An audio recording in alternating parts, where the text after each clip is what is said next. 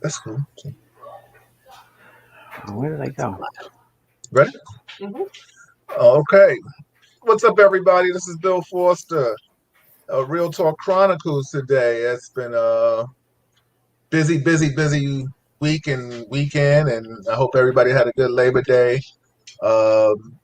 My other half, my beautiful wife, Malika Foster, is in the side. She's moving and grooving, taking care of her thing. We had to change the hour. We apologize for that, for things that we have to do.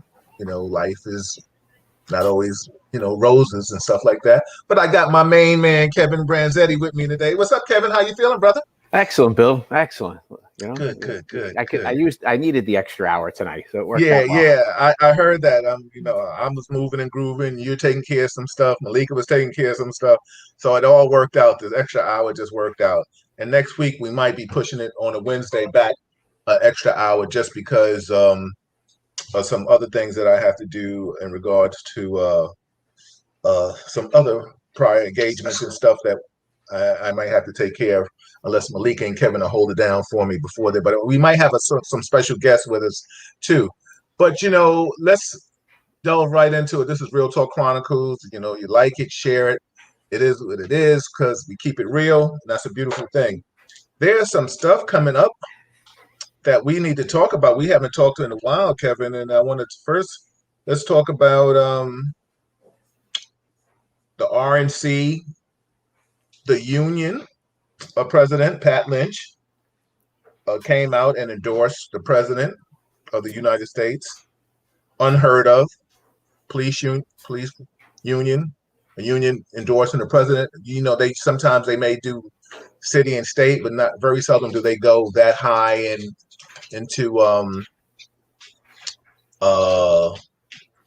the presidential comments. I haven't seen that before in a while. I don't recall. What's your thoughts on that? Well, but we kind of talked a little bit about this a couple of weeks ago. I mean, look, I don't see. I don't like any union head endorsing somebody, unless you have went to your entire union, had a vote, and said, who do you think we should endorse? Right. The union doesn't speak for anybody. And with this election, probably more than just about any other election, I don't think that union endorsement matters. I don't think that's going to change a vote. I will tell you for myself personally, because union always endorsed city council, state legislators, things like that. Mm-hmm. And did I take those seriously? Yeah, those are usually elections I didn't know anything really about the candidate. And would I take my union reps push for a candidate for a city council spot? Sure, I would have. For a presidential run, not a chance, because the president, one, it doesn't affect the police department's union. It has no bearing on it. It's not going to set policy. It's not going to pay salaries. So it's a different kind of endorsement. But when we talked about it the other week, and I think Sammy, who was on, mentioned it well. He kind of put it out there. I think it put it well. He understood why this was kind of a shot at New York City Council for what the unions feel like is that they've turned away from them. They created rules and laws without bringing any police official into the conversation.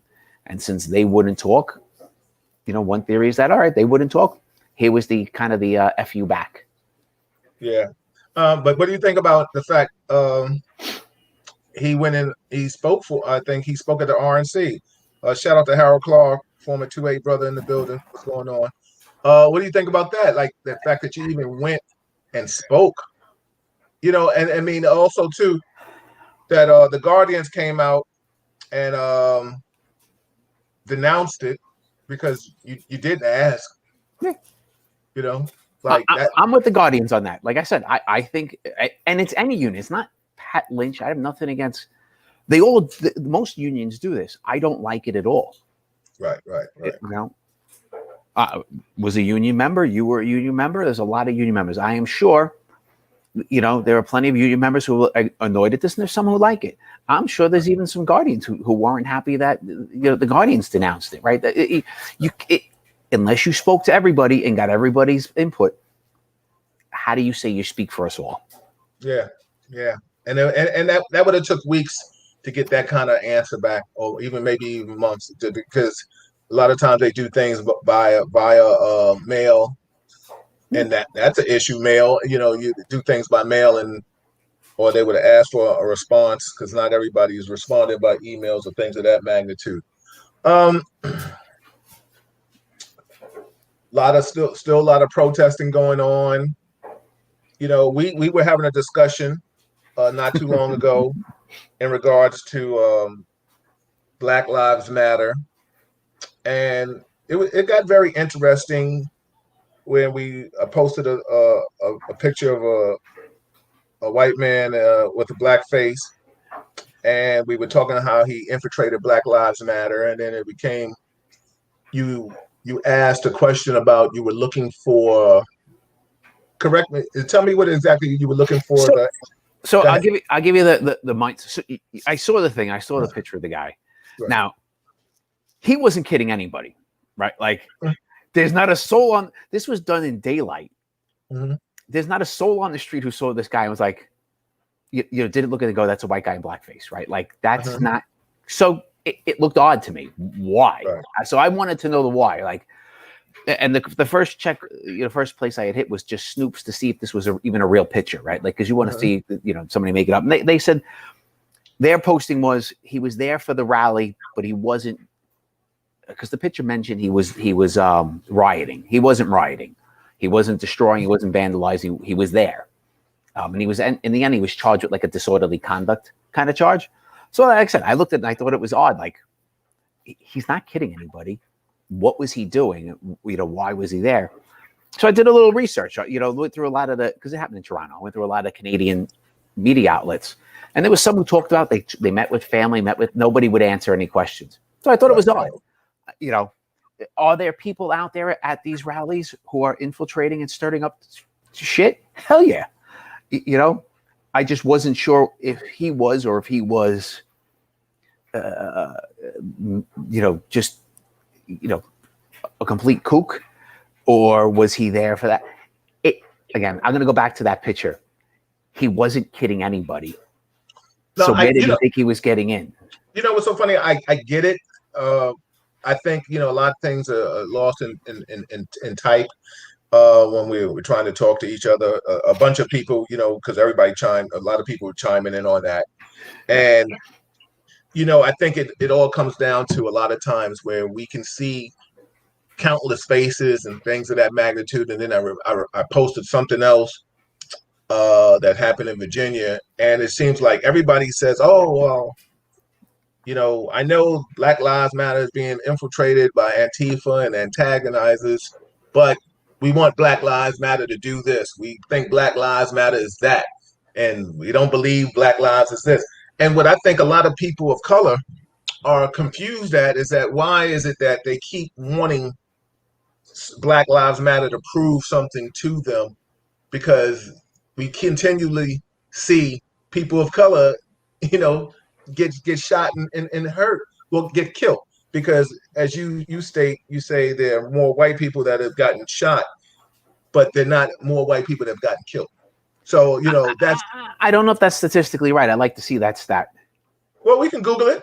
We can Google it right now. Google it. I know the shooting numbers on the Washington Post keeps a great stats. I don't know what... And that's what I went through. The Washington Post said that I think you were correct that I think more white people have gotten shot, but not more unarmed white people have gotten killed. So that's what we're talking about. So we're talking about the difference between shot and killed. Yeah, I don't know. I'm not going to tell you. I know more unarmed white people are shot and more armed white people are shot. Right. But also statistically more white people in the country, right? Like, we could play with numbers. My point of ever bringing that out was I don't feel the media portrays those. Like, we portray it's only white cop, black man. Right. We shoot white people too. And sometimes we make Right, mistakes right. in that direction too. It's not necessarily always about race. Sometimes it's just, it could be a bad cop, bad or mistake, a bad event. So so let me ask you a question, and this is a great thing that we're talking because like we put a post up. I think I put a post up and it showed how some white officers didn't shoot a white man and he pulled his gun out on and you had made a statement that, oh, that was excellent police work, and other people were like, no, it wasn't excellent police work, it was the fact that they didn't shoot a white man. So let me ask you a question. Why do you think there's such a discrepancy that a majority, and I'll be fair and I'll say this, majority of African American officers and some Latin and even some whites, maybe a smaller portion, see such a difference in policing when we're retired? Because a lot of us didn't say a lot of things, when we were working, because we didn't mix politics, and things of that magnitude. We didn't mix politics, religion, and what's the other thing? There's one more that they always say, you don't mix at work.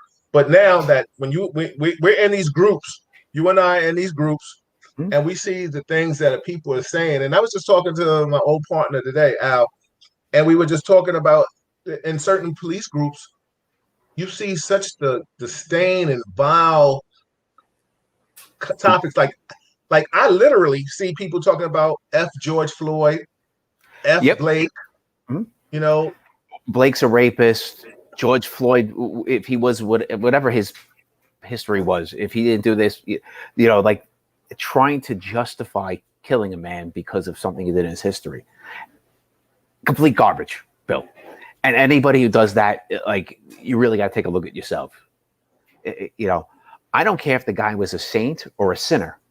It doesn't matter to me. It's the incident at hand that matters.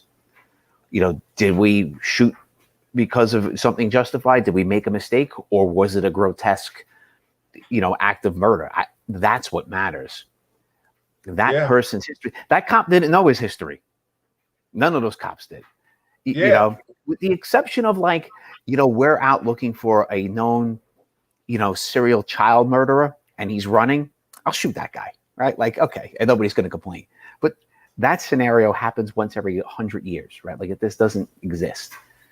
This after the fact of posting, and I've seen it with you, Bill, right? Posting on Facebook memes about,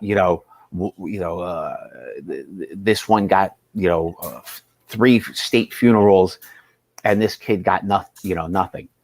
Right. Don't pick on the dead. That's it. Respect the dead. He didn't ask to die.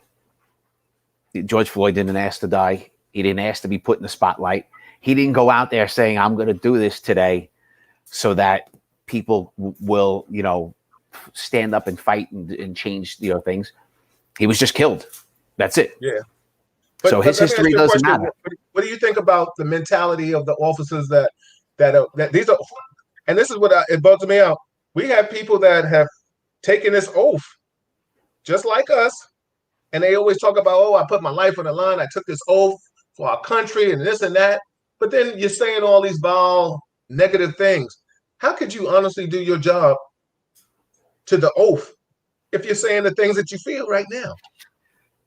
It's difficult, some of the, look, some cops I see, well, we've seen them, Bill. We used to work with them, and some I had respect for back in the day, and some I didn't really. Some I thought were, complete zeros and did nothing and hid. Exactly. And now they're Facebook heroes, right? I mean, think about it. You know it. You'll see a person talk about, I put my life on the line, and they'd be like, yo, you haven't been on the street damn near 17 years. When did you put your life on the line? Like, not what, carrying that paper upstairs to the office? Like, I don't get that.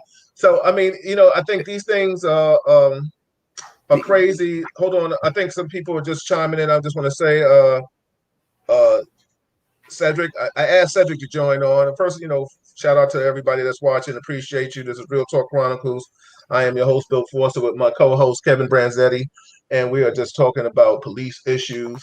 We had things to talk about Breonna Taylor. There's another man that just recently all his information came to light. I forgot. I'll get the I'll have to look through my paperwork, my stuff right now, and talk about. Um, I think where was it that he was suffocated, but they put they put the spit Spit. bag over. Yeah, but half the brass resigned. Like if you didn't feel you did anything wrong, why would you resign? You know. Shout out to Phil, Master Phil McCrae. What's up, Vanetta? She said, "Hey, Bill and Malika, Cedric." Uh, Cedric said, "Not take a look at him or her. Get them off the force." James Baker, I'm gonna get you on the show too, James. Exactly. And if you could grab him by his shirt, you could have attempted to cuff him. I still have an issue. What do you think about that whole situation, Kev? James Blake. I don't think we really had a chance to discuss that. Tell me what you think, what you saw tactically for those officers. Well, so I haven't and I've heard bits and pieces now of the like new things coming out. There was a knife going for it, but whether there's a knife in that car or not, and I think there was. And correct me if I'm wrong in what I'm now hearing, that he was. He's on the passenger side of that car on the sidewalk, and he's trying to make it to the other side of the car. Right. They're drawing their guns on him, telling him to stop. I've been in that scenario in life. You draw your gun on somebody, freeze, and you don't have a justifiable reason to shoot the person. And now it's on. What do you do? Right. Well, you got to put your gun away. You got to put your gun away, and you're going to either pull out, it's going to be your fists, it's going to be your stick, it's going to be your mace, it's going to be something. But you got to get back to quick of gun control, and it's on. Because that's what it should have been. You had two cops there. One should have been on. Now, we're city cops, and life was a little easier for us. Because our first thing was always radio. Can you send somebody else?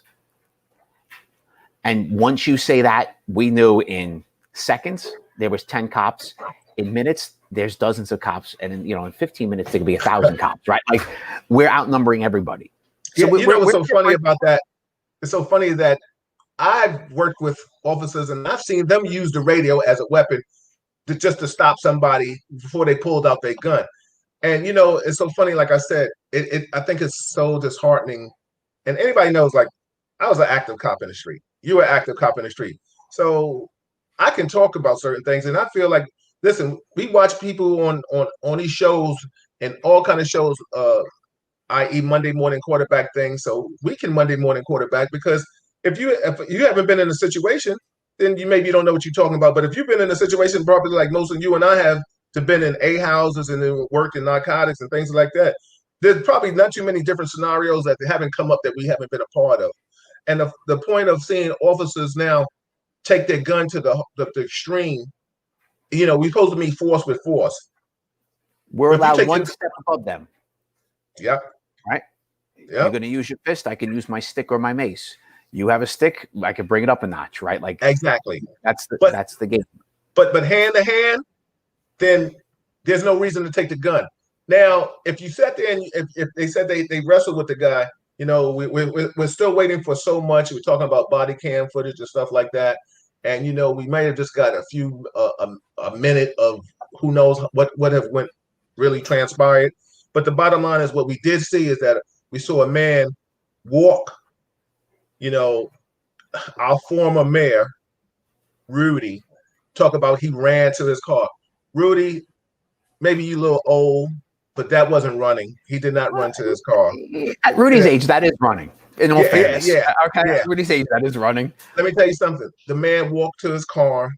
He walked around the car with two cops following him with their guns in their back. And then, I hear all these people say, oh, if he would have just complied. Well, how many people have really had somebody comply in an arrest? You know what I'm saying? Like, well, don't get me wrong, Bill. If he complied, and I'm with that side of life, right? Like, we need to push, and we need to teach our children that compliance is rule one. But we also need to teach cops that if the guy doesn't comply, that doesn't mean hands becomes gun. Yeah. So, I mean, if you can, I mean, you can't But I mean, take me in the mind of because it's supposedly this might have been the second officer, and I say second officer because we talk about the black man shot in Georgia that took the taser and ran. And at that time, I had went to a training academy in Philadelphia, and the training officers had adamantly said that that was a terrible shooting, and the fact that we don't shoot fleeing felons. We don't do that, right? Even ones that stole our taser. And a taser, it was already shot, so it was discharged, so it didn't have anything left on it. There's also a limited distance on a taser. Uh-oh. Exactly. Yeah. You know, so. Oh, yeah. Hold on. I'm going to bring Cedric in. I'm going to send him the information. So go ahead. You know, so, right. There's a limited thing on a taser. You know, it's very, look, these things are all very tough. And it's hard when your gun is out. When you've drawn your gun and things start to go haywire, it is an incredible thing, an incredible, takes skill, training, practice, knowledge, and everything under the sun to remember to put that gun away and do differently, right? I've been in scenarios where I was in an incident where a cop I was working with had a sort of a shootout with himself, right? Like, I won't name the investigator because he was a great guy. But we were doing one day buy and bust in the 2-8, and he was doing the walk up. So his job was to walk past the subject who sold. So when we drive down the block, because when I get out of the car, most of the time people realize what I am, and they're going to start to move. So his job, we'll call him Bobby because I'm going to save the name. It's right here on the tip of my tongue, and I don't want to say his name. So then Bobby would be behind them. That if they tried to run, everybody's caught. Great. The person went into a hallway, and Bobby went in after him, and then we hear shots. Boom, boom, boom. Pop, pop, going off. Everybody's taking off. Everybody's running into the building, and Bobby's got him up against the wall, holding the guy against the wall, and he's like, it came from up the stairs. Whatever. By the time everything settles, what we realized was Bobby had his gun in his hand. He had the cop, the perp against the wall, the drug dealer against the wall, and it was a little bit of a pushback, and his hand squeezed. Bobby had his gun, thankfully not aimed at the guy, but at his side, and the gun went off, and the ricochet hit the floor, wall, back over Bobby's head. So now Bobby thinks he's being shot at, so he's firing behind him while holding a perp and having a one-on-one shootout with himself. I can't say if Bobby won or lost. Nobody was hit, so I think it's a win. But things happen when you have your gun in your hand. Send it to him. I thought I sent it to Cedric. Yeah, we're gonna make mistakes at times with our gun in the hand. We're gonna make tactical decisions. But Bill, I can remember incidents I had. Malika, I don't see him. Go ahead. I got to take a 2-second break because I have a kid tapping my arm. Go ahead. I'm looking for Cedric. Can you bring Cedric? I'm looking for you. Go ahead, Kevin. Take a 2-minute break, and I'm bringing in Cedric. My man Cedric Thornton. I'm looking for you, Ced. I don't see you showing up. Did you send him a link? Yeah, send in the link. He says he's here, but I don't see him. Yes, everybody. I clicked on that link and it said. So yeah, we're gonna bring in. Like I said, this is Real Talk Chronicles, and this is Bill Forster. I'm going to be bringing in a friend of mine, Cedric. He has a lot to say, and anybody else out there that may want to chime in and say something, please just let me know. I'll send you the link. Kevin and I are just talking about the issues that are happening within law enforcement all over the country, and we're just giving you our take on it. I appreciate Kevin for giving his perspective.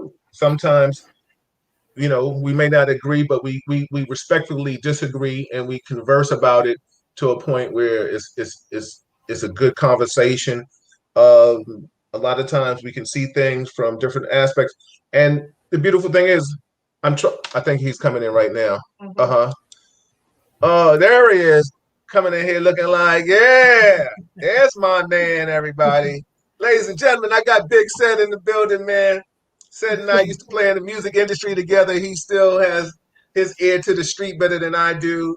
I mean, we've done it all. I mean, he's thrown some industry parties. He still has his ear to it. I appreciate you said and I had talk about this stuff. As he always tells me, I'm one of the good guys, but he has a lot to say. So I'm gonna get you right into this, brother, man. Kevin Kevin, what's Hey, what's going up, on? Kevin? Good to meet you. Pleasure to Yeah. meet you, Cedric. And Welcome. if you get a chance, just share it to your Facebook family and let them know this is YouTube. We're on YouTube too. So, let me ask you a question. Yes, What sir. is your perspective from an African American standpoint when you see men of color getting shot, brown, Latin men too getting shot? What's your whole perspective on this situation? It's a shame where I'm kind of numb because it's been going on since I can remember, ever since I was old enough to, know what's going on in the world, and it's to a point where, for me, it's kind of expected. So that's why it's kind of sad, and that's why I said I'm numb to it. Where it's like, well, currently I write for Black Enterprise, so part of my job is writing news daily. Every day I'm writing something about, an unarmed Black person getting shot or killed, or anything along those lines. And I just think that it takes the joy out of writing, because it's like, damn, it's like a daily thing. If it happened like once a week, even though that's still bad, but it's like every day there's a news story that basically is just a different town, different same mindset, same news, but just different location. So it's not even discouraging anymore, because, like I said, it's kind of like I'm used to it. It's like, Trump calling somebody out on a daily basis. He's like, you're used to, you get used to certain things where it's like you hear somebody get shot and you're like, oh, where this time? What do you think, Kev? What do you think? I hear it. I statistically, I disagree with you, Cedric. I don't think the stats are there to say there's one every day or even every week, but I hear it, right? And the fact that, the belief, the feelings are this strong says enough for me, right? Like, that means something in itself. But I don't think this statistically, and if somebody could show me the stats to prove me wrong, they're just not as high as most of us believe they are, because of the way we're seeing it. What do you Did think? we lose Ced? He's frozen in time. Ced, you're frozen. Come on, Ced. I know you got a lot to say. Come back to us. We want you back. First of all, we'll wait till Ced comes back. First, I just want to give a shout out to everybody out here that's saying hi to us. Former 2A people, Paula, I saw former narcotics, Kat. I saw you in the building, Ryan. I see so many different people. T, what's going on? Got my boy Sly Sterling in the building. Miss Diana, what's up? I see so many people. Thank you. Anybody, if you want to join in and chime in, Vanetta has had some things she wants to say. I'm trying to go back and read some of the things. What's up, Lorraine? That shooting, like all the others, are so wrong on all levels. Certain people I can't go too back far. Vanetta, they say the so-called story is he had a knife, and the reason why he was there, it had to do with the mother of his kids. She called the cops on him because of the call domestic abuse. I don't know how true that is, because of the call domestic abuse. I don't know how true this story is exactly. Jane Baker, today's officers don't practice tactical or even confer with their partners in how to deal with scenarios. You're right.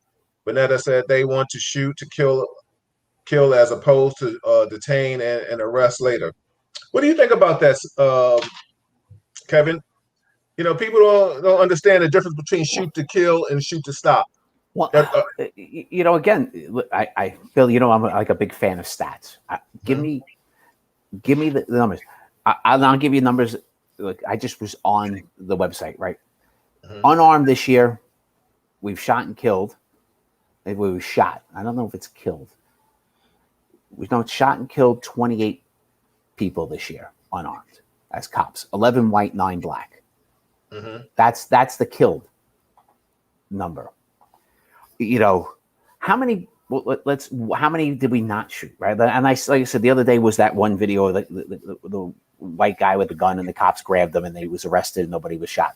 And I'll go into the incident in the Bronx in the precinct house where the guy walked into the precinct, started shooting up, and he was that was crazy. That was crazy. And he was apprehended without a cop firing a shot.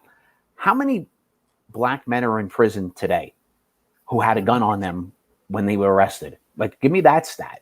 They weren't shot. We have a lot of black, white, brown men who are in prison doing jail time who had guns who weren't shot. I don't know what the number is. You know, like I hear these things of, well, if the guy was brown or black, he would have been shot. If he was brown or black, he would have been shot. I disagree with it on two factors. One, I said, show me the stats. I said, year to date, it's 11 white, 9 black, right? Unarmed. 11 white, 9 black. So we've shot more white than black unarmed. Okay, but again, I agree with you. There's more white. Stay with me right there. When you're not wrong when you say unarmed, right? And you throw out the statistics.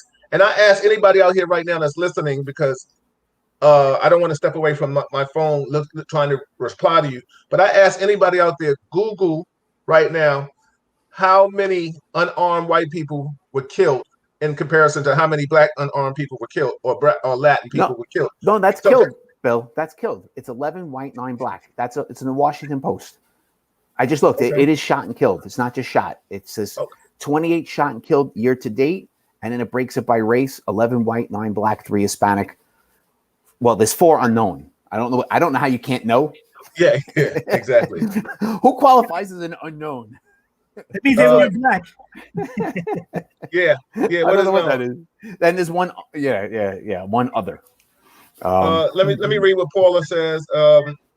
Why is it that people of color are getting murdered by mass amounts, but white offenders can come out of the situation without harm and are given water and food, and these white offenders have guns? We can all ask that.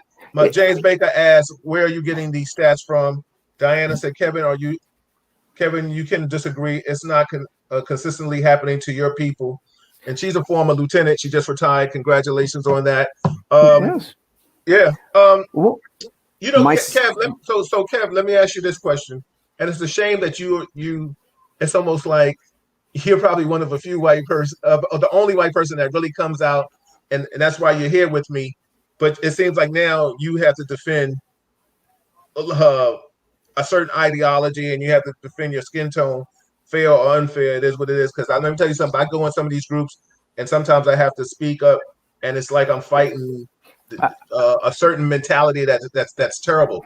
So let me ask you a question, and I think people want to understand, why is it that you don't see? Because you say you want the numbers, you want the facts, but what you see on TV is not factual to you. Oh yeah, no, it's 100% factual. Those are all happening. I'm just saying the TV is only showing what sells, what they believe sells, which is right. White cop, black man. Oh, and I've gone into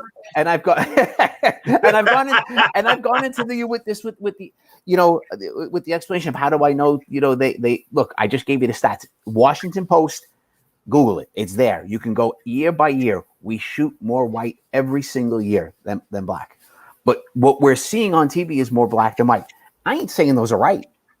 I'm not saying those are right at all. We need to work and be better at everything we do. We need to be more open with the public. We need to be better cops. We need to have better attitudes. There's a whole bunch of things. But I'm just saying statistically, it's not there. Unless somebody could show me this different set of stats.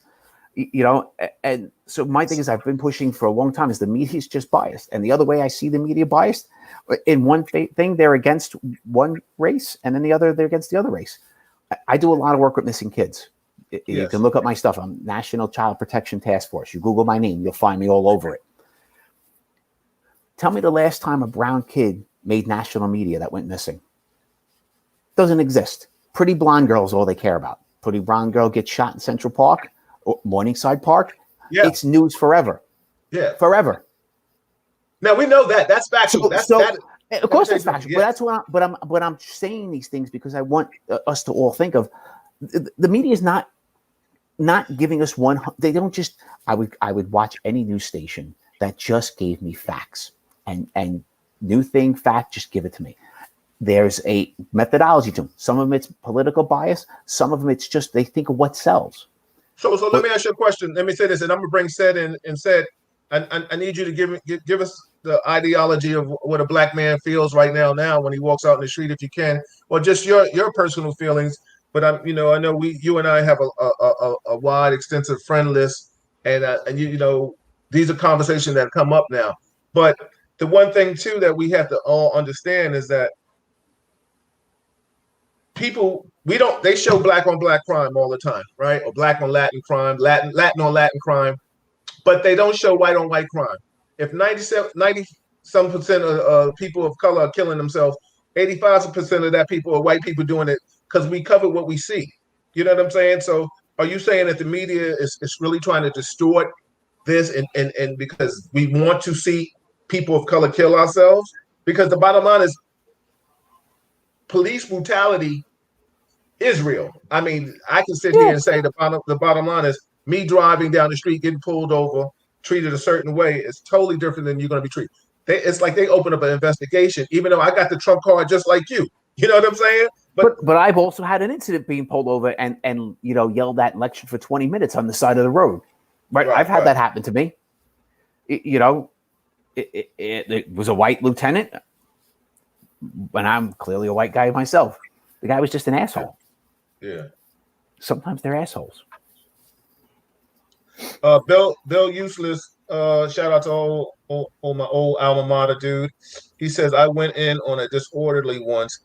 I was the only white one, and the Sarge bought McDonald's for all of us. Well, that's nice, Bill. I don't know what to say. Bill, you can join this conversation. All you got to do is inbox me, Bill, and I'll send you the link, and you can come and join the conversation because you kind of teeter-totter with what you feel. I mean, and we definitely, I would love to get your take on some things. When you say shooting, are whites being killed or just shot to live? Blacks don't get this opportunity. Most are shot to be killed. That's what Diane said. So, I mean, I think people are really somebody. We got to get these statistics. Said, tell me what you feel, man. Like when you leave the house. I mean, listen. Your hair has grown, since no, but I'm just saying, COVID. I mean, a lot of us didn't get here. I mean, it is what it is. You're an articulate man. I know that. I've heard you speak eloquently in certain instances that you've had to. I know you're educated. So I say this, but what's the mental? What's the pulse? What are you feeling? Well, it's funny because I have a lot of white friends that ask questions, and I tell them that realistically, I can get shot in my own apartment for doing nothing or just being in my apartment. And we have too many examples. Breonna Taylor, the guy in Dallas. I mean, so it's like no one can say to me, well, the way you walk in the street, it's like there are times where people have been shot or apprehended or assaulted just walking down the street. I mean, I have friends, and I understand exactly what Kevin is saying, and I don't dispute any of that. But there's one thing I can say. I can virtually guarantee that I can ask 10 of my black friends if they've ever been assaulted or know anyone has been assaulted by cops, and more than likely 12 of them will say yes. My white friends, if you ask any of them, if they've ever been assaulted by any cops or been disrespected or just plain rude by any cops, more than likely it might be one, and that's probably because he was hanging with a black guy. So, and like Bill has stated, I promoted parties for over damn near 30 years. I've been to parties where there were white rambunctious people out in the street yelling at cops, and they're just standing there doing nothing. But I've also been at clubs where there were black people just on the sidewalk waiting for friends to come out, and they're being harassed. And I've seen people getting arrested because they didn't move fast enough. So I think the understanding is that I understand with the news reports. I'm part of media, not general media, but I do understand that they want to screw it a certain way. I get that completely. but it's also realistic. And the thing is, you know, there's not going to be many stats for how many black. Okay, I get a great example. Stop and frisk. You have a program that had a 3% success rate, but yet they continue to. I have no figures. I'm going by media reports. I'm going by what I'm told.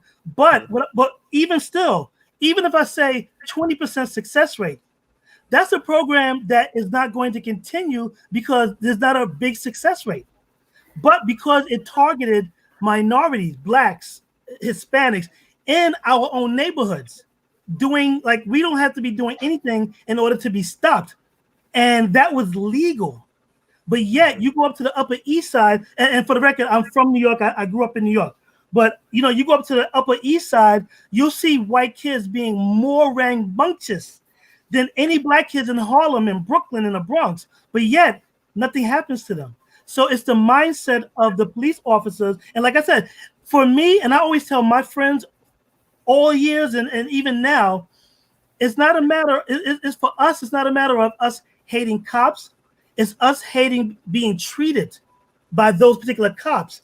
Now, there's always a stigma where, you know, the cops come into the community, tell us what's going on, or, you know, help us find the bad guys. But yet, police officers know their co-workers are doing the things that they shouldn't be doing. And yet, you're expecting us to basically help you catch the bad guys when you can't even, when you don't even want to. Not even care, but you don't even want to catch the bad apples. We always hear, oh, there was I wrote about an article. I think a cop in Florida that got suspended because, you know, he was heard on tape, you know, using the N-word, you know, being, you know, whatever, and he had 20 years of great service. And they're like, don't let that one incident destroy his life. But I'm like, but wait a minute. If I walk down the street and I've never committed a crime and I have a bad day, and for whatever reason, I curse out a cop, I get thrown to the ground, arrested, blah, blah, blah.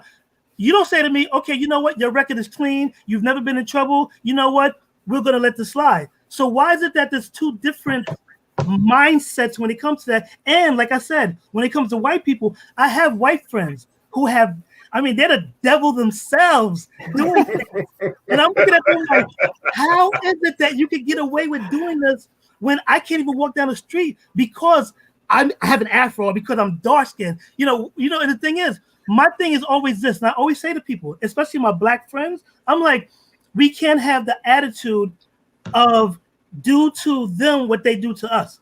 Because one, we're never gonna win. One, you know, two, it doesn't make sense because one, it justifies it for them to treat us in that way. I've been stopped so many times that sometimes I think that I'm a criminal. Like I get stopped because, and the thing is, I've heard it recently. I haven't heard it in years until I wrote a story the other day where it's like, you fit the description of. I'm like, do they teach that at the academy? There's certain things that, we as black people, we always hear from cops. You fit the description. What are you doing in this neighborhood? Okay, I'm in Brooklyn. You check my license. I have a Bronx address. What are you doing in Brooklyn? I have whatever I want. I mean, yeah, it's like, but the thing is, I can't respond that way. And it's just like I've heard this the other day where somebody says, telling a black person to be respectful to a cop is like telling a woman to don't dress a certain way so she won't get raped. No. Science. You have to understand the thing. No, I know. I understand. Mm-hmm. No. And the thing is, it's like, why is it that we have to be taught? My mother taught. I have two brothers. My mother taught us. She's like, you have two strikes against you. You're poor and you're black. Especially in the city, actually, no, more down south, I know, because I have family down south. We're always told to basically respect. Like the thing is, if we respect people, but make sure you extra respect cops or white people in general because you're always the bad guy. Me being a dark-skinned black, I own a Lexus, right? I've had my Lexus for about maybe like 11 years. I've probably gotten stopped in my Lexus because I'm driving a Lexus. Not because I'm in a seedy neighborhood, not because I'm smoking, not because I'm playing loud music, but because some cop looks and says, he doesn't look like he should be driving a Lexus. But I'm making more than the cop. But see, the thing is, It's not a matter of what I do or what I'm doing. It's a matter of perception or knowing that if there's a white guy that is in the same position as me, will never, I'm not gonna say never, more than likely will not get questioned as opposed to me. And I think it's just and it has and the people say, oh, cops need to be trained. No, we got to get rid of the ignorant ones that's on the force, because I think it's just unfair, because cops don't want to be labeled bad, but yet they want to label blacks bad. It's like you can't have it both ways. You can't say, let's, give us respect. You see, but we're going into generalizing. Well, you can't say. Yeah, but cops generalize though. Police officers generalize all the time. People generalize, and my thing is, I'm trying to push. Let's stop it. We can't just say all cops do this, all black men are this, all white guys. It can't. It just doesn't work that way. It doesn't work with the three of us standing here, right? We're three souls. But the thing is, the difference is, according to whatever law of the courts, if the three of us are walking down the street, more than likely two of us are being watched. And like you said, I'm never gonna have the advantage, even if I don't do anything wrong, just because of the way the system is set up. Cops are believed just because they're cops. I always say to people have to remember, police officers are just like us. They're humans. There are bad ones, there's good ones. But the way the system is set up, we're not guilty until proven innocent. I mean, we're guilty until proven innocent, as opposed to being innocent until proven guilty. We see it all the time. Perfect example. The killer, the white guy, the 17-year-old white guy in Kenosha, who, from the video that has been all over the place, is shown, whatever the reason is, and it's like, he's a hero.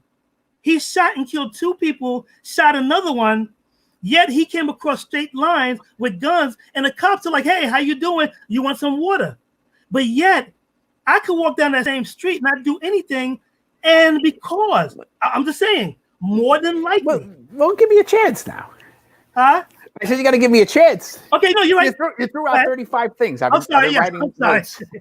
My apologies. Go ahead. Look, we make it, and just start with small and simple things. Making a big deal about the cops giving this guy water. I gave just about every prisoner I ever had something to eat and drink. Everyone. Yeah, but he was a prisoner, though. Everyone. No, he was already a prisoner. This guy was let go, and the next day they decided to arrest him.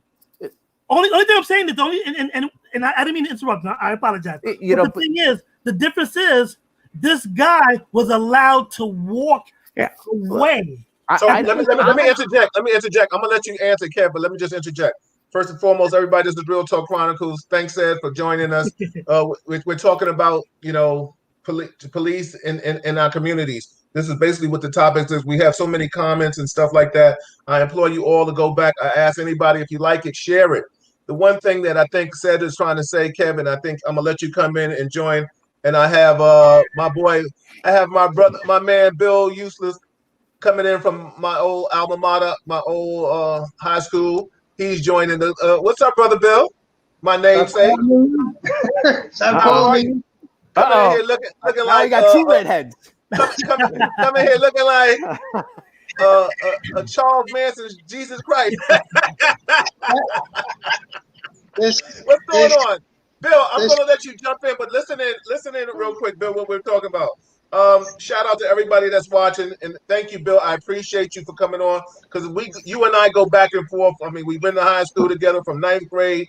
We graduated, but it doesn't mean that we all agree, but it just means that we're just trying to all get along. And right now, we're just talking about the different ideologies of what's happening. What Cedric is saying is that why is it that people of color are deemed and viewed differently? So we're talking about the mindset, and Kev, about the mindset. Bill, just listen in, and I'm gonna let Kev go ahead, chime in. If you're not talking, if you got background noise, mute yourself. Go ahead, Kev. Hey, so Cedric, we all definitely look at each other differently, and are black men looked at unfairly in this country? Yes. And anybody who says differently, you're a fool, right? Like, there is a difference. There's no question. And what I'm saying is, statistically, some of the things you're talking about just aren't there. The shooting stuff, I see Diana keeps posting about, we still try to kill more blacks than white. The stats just aren't there. And if you can prove me wrong, I'm always about learning. We need to be Diana, better. Diana, get them stats. People, Get- please get- get these stats for Give Kevin. the stats because I got them. I'll tell you the He worried stats. about stats. We seeing it all the time on the news. I'll tell you the People getting stats. bullets in Look, their you ass, want to know the stats for last year? Last year, the cops killed 55 people in this country. 25 were white, 14 were black, 11 were Hispanic. 25 were white, 14 black last year. How many were innocent? I'm still going with I don't know. The number's probably out of the 55 is probably, I don't know. Look, you want to say all 14 black ones? But what I'm getting at is we shoot more white. We just don't see it. Are more black people stopped in the street? Yes. You went into stop, question, and frisk before, and why I was shaking my head. That's a subject we could talk about for an entire hour. And Bill, how many stop, question, and frisk reports did you fill out in your career? I did less than 10. Exactly. How many people did I stop? Thousands. Exactly. That's my point. Exactly. No. What you're missing is what I'm trying to get with you with this is the stats are skewed, and it's very hard to understand what they are. The stats for when somebody stopped somebody and actually made an arrest for a gun, there was a chunk of period of time they weren't filling out the report, so you're not seeing the success rate, right? You're missing things. There are. We can play with those stats all day long. There were some mistakes. Do I think some police commanders became foolish with them and thought they were they became a crime stat thing, and they wanted to go to ComStat and say, well, our stop, question, frisk reports are up 22%. I know my robberies are up 11, but we're trying hard, and they're trying to, and that's not how those are supposed to be used, right? They're meant to be very specific. This is a long been answered thing by the Supreme Court. We can stop people who we believe, we have reasonable suspicion you're carrying a firearm or some sort of weapon. We're allowed to stop you. We're allowed to frisk you. We have to explain it. It has to be something. It can't just be black guy walking with a hoodie, right? That's not, a thing. How many times a night do we get, calls, 911 calls for man with a gun while working? They come all the time, right? So the fit the description thing you mentioned before, Cedric, I can't tell you how many times community members call in, man with a gun on the corner of 112 and St. Nick, 112 and St. Nick, and wearing a black hoodie, white T-shirt, and blue jeans. Community members call in all the time. It's not us calling it in. All white people. I'm joking. First, listen, hold on. We're going to bring Bill in this, my namesake, into this, and we're going to keep this going. I appreciate all of you because let me tell you something. This is not done where people can come together and converse. And I ask any of my Hispanic, Latin friends, whichever you want to deem, you're more than welcome to come in and join this panel. We can do this next week, and we can just stick it and kick it and try to sit here because we all understand the point. We know the point game, but how do we get to conflict and resolution? That is one thing that we're definitely trying to solve. But I want to read some things that people are definitely saying. James Baker said, stats don't lie. Based on our percentage of population, black versus white getting killed is much higher. Lorraine Anderson, my former people from my school, I have 3 sons and a host of nephews, and whatever I see, I talk to them. I stress the importance of being careful. Their response is usually, I'm not doing anything. Yet in the black, brown man are being killed at a higher rate. Lorraine said also the law should be rendered fairly. Stop having cops in our neighborhoods that do not understand our communities. Shout out to Sue Haas and Pearl. Vanetta also said she's trying to pull up the stats on the FBI site. She's going to do that. Lorraine has also said if you're scared, say you're scared and find another profession. Stop using your guns as a means to justify your paranoia of black, brown people. You already saw Diana. She was in there chiming it up a lot. So Diana, keep coming. Vanetta said and he has a GoFundMe Facebook raising. I don't know what that's about. What's up, Chris Green? Let's see. Whatever. Vanetta's gonna put up the stats. James Baker said the stats are there. Kevin is forgetting that as a percentage of the population, black people are 2.8% more likely to be killed, especially when unarmed. That is in the stats. I agree with that. Okay. The only thing I'm saying is we think that more black people are killed a year than white. It's more black than white, but percentage-wise, it's more black than white. I'm not disagreeing with that. I'm saying that if you, from what we just see in the media, it is black man being killed by cops. And it's just not true. We kill more white men. You shouldn't be killing And anyone. I'm not proud of it. You shouldn't be killing anyone. No, listen. All right, I don't want to kill anybody. I'm glad I never shot anybody. I'm anti-death penalty. Like, you know, I'm happy I walked away from my career without shooting. Yeah, exactly. And most of us do. Most of us walk away with our career without firing our gun. Yeah, you're right. So, Bill, what's up, brother? How you feeling? First and foremost, let me ask you a question. You and I, sometimes we go back, and it's all love because we go back, and that's what it is. You have mixed children. You're a white man. What do you tell your children in this world that, you know, what's happening out there, what's seen on the news? How do you tell your sons how to posture themselves in regards to meeting in law enforcement? Well, let me start by saying my last name is Ulsis, and I know you know that. All right. Stop calling me useless. All right. I was about to ask that. I was like, sometimes the shit we say. Ulsis, I'm sorry, brother. And listen, I apologize. I went to high school. We went 4 years together in high school. So I apologize. So I apologize. So, go ahead, Bill. You know, they've been calling me that since we could talk. All right. It's a tough name, my friend. Yes. Are we losing? Go ahead, Bill. So what do you think? How do you teach your kids how to interact with law enforcement? Did he froze on us? He's frozen in time. Come on back. Well, come on back. All right, I'm going to say it. His computer's useless. I'm sorry. I had to. Yeah, we got to get him back. Yeah. So you know what's so funny? So how do we stop it? Because I really want to find out what Bill's going to say and how do you feel. But let me ask you a question, Kev. You know, help us understand, where is the mentality coming from officers that are just feeling a certain way? I mean, it's hereditary, it's upbringing.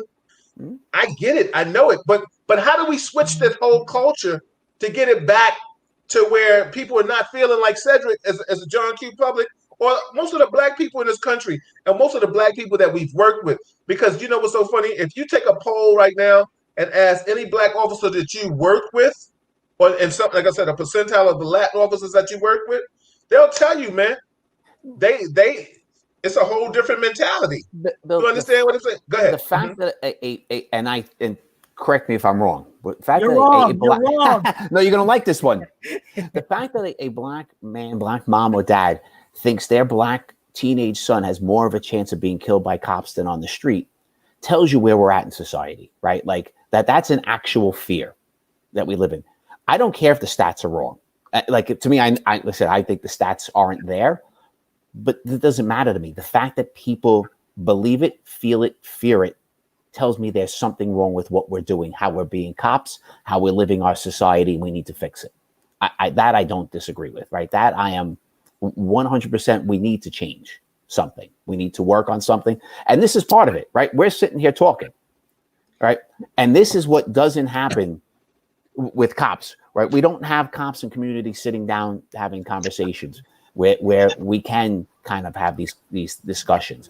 We don't have police, union leaders going on TV, just giving explanations on not we're right.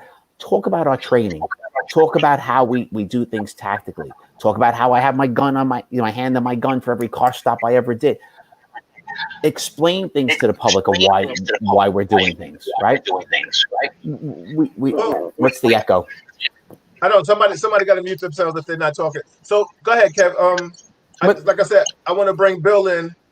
Bill, like I said, you're a white man. You have people of color. You have biracial kids. What's your mind? Oh, you know what, Bill? If you're listening from your cell phone, turn your cell phone down so that way you won't get the echo. You got two devices on. Yeah, you got two devices on. So, Bill, what's your whole mentality? Is what we're talking about? Hogwash. Do you agree with this? Do you think black people are getting killed more than white people? Like, just give us your insight. You got a lot of catching up to do. I'm sorry, the internet here sucks. That's okay. You know, I think, what's that? One Can of the I tell him reasons the joke? I can't. No, the internet is horrible. I can't hear. I You, lose it you every first. time. I'm sorry. I'm sorry. Yeah. I'm sorry. We running with that name, kid. I'm sorry. I'm That's the sorry. thing. I was worried about how my hair looked before I came on here. That's where I was. Right, Cedric? Mhm. What you Kids thinking, before man? I came on. Anyway, stop interrupting me. Okay. That's all right. What I'm saying is, I like to get on here because honestly, because I agree a lot with Kevin. You know, when you started talking about police stuff, I started listening more. And you know, my son, as you know, is a cop. He's up in the 2-6. And for me, I think it's being perpetuated. You know, you and I have got into it before on Facebook, and I accuse you of fanning the flames. You know, I think it was Morgan Freeman who said, if you want to stop hearing about racism, stop talking about racism. Do I agree that there's a lot going on? I see him rolling his eyes. I agree there's still shit going on. But that's a mindset. You can't teach. Well, you can. Let me rephrase that because it is taught. But you No, can't. hold on, Bill. Let me interject. Brother, whatever you say is what you say. This is Real Talk Chronicles. So you say what you feel. And the bottom line is because people are not having this conversation and your ideology is yours and you're going to own it tonight, whether we agree with it or disagree with it, because I'm going to own mine, Kevin's going to own his, and Cedric's going to I'm own not. his. So go ahead. I'm, Please say what you feel, man. It's not, it's good. the reason I was correcting myself is because you can teach, but you know the old saying, you can't teach an old dog new tricks. You got people that were taught racism. They're racist, like that KKK guy was on the Facebook. Yep, I posted that. That's you know inbred. He was taught that, so he's most likely not changing. But it starts at home. So my kids, like you said, are both half black. You know, the one, his mother's Puerto Rican, but she's darker than you. So as far as I'm concerned, my kids are both half black. And I teach them to respect everyone, black or white. You know, and that's why I get so uppity on the Facebook because, and maybe it's because I'm white, but I don't see all of the racism that everybody's talking about. You know, it's all over the news. Yeah, but let me tell you something, because in the middle of all of this pandemic, when I was in line at Walmart and the ghetto folk were behind me talking about y'all this and y'all that, and I was a little nervous myself. So it goes both ways, all right? Talking about who's going to get a foot in day neck and all of that shit, right? So am I allowed to curse? I'm sorry for Yeah, no, you can curse. You know what I'm saying? Because somebody else makes a comment about who brought 5 kids when it's pandemic and you're not supposed to, you know, you're supposed to be going to, you know, everybody's waiting to get in the store. Somebody else makes a comment about the people that brought 5 kids, and the people behind me are all like, yeah, you know, all this, and you know, what's that about? And I didn't say nothing because people ain't respecting the line, that I'm at fault for that, you know. Oh. And then with the mask on, you can't tell who's talking to you or not, right? So, you know, the one girl makes a comment, and I look at her, and she goes, I ain't talking to you and all of this. And now I'm in a battle, and I'm worried about, you know, I'm by myself. So it goes both ways. So there are racist black people. That's what I said to you before, too. Okay, well, hold on. First, let me just say this. I'll let you comment. I'm going to let you Kev comment. Bill, are you on your phone or your computer? Both. It's like a tablet. Why?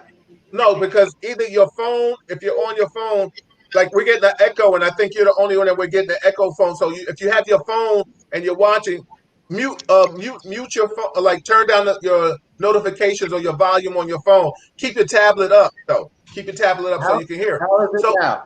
Yeah, that's excellent, right? So now the bottom line is lower.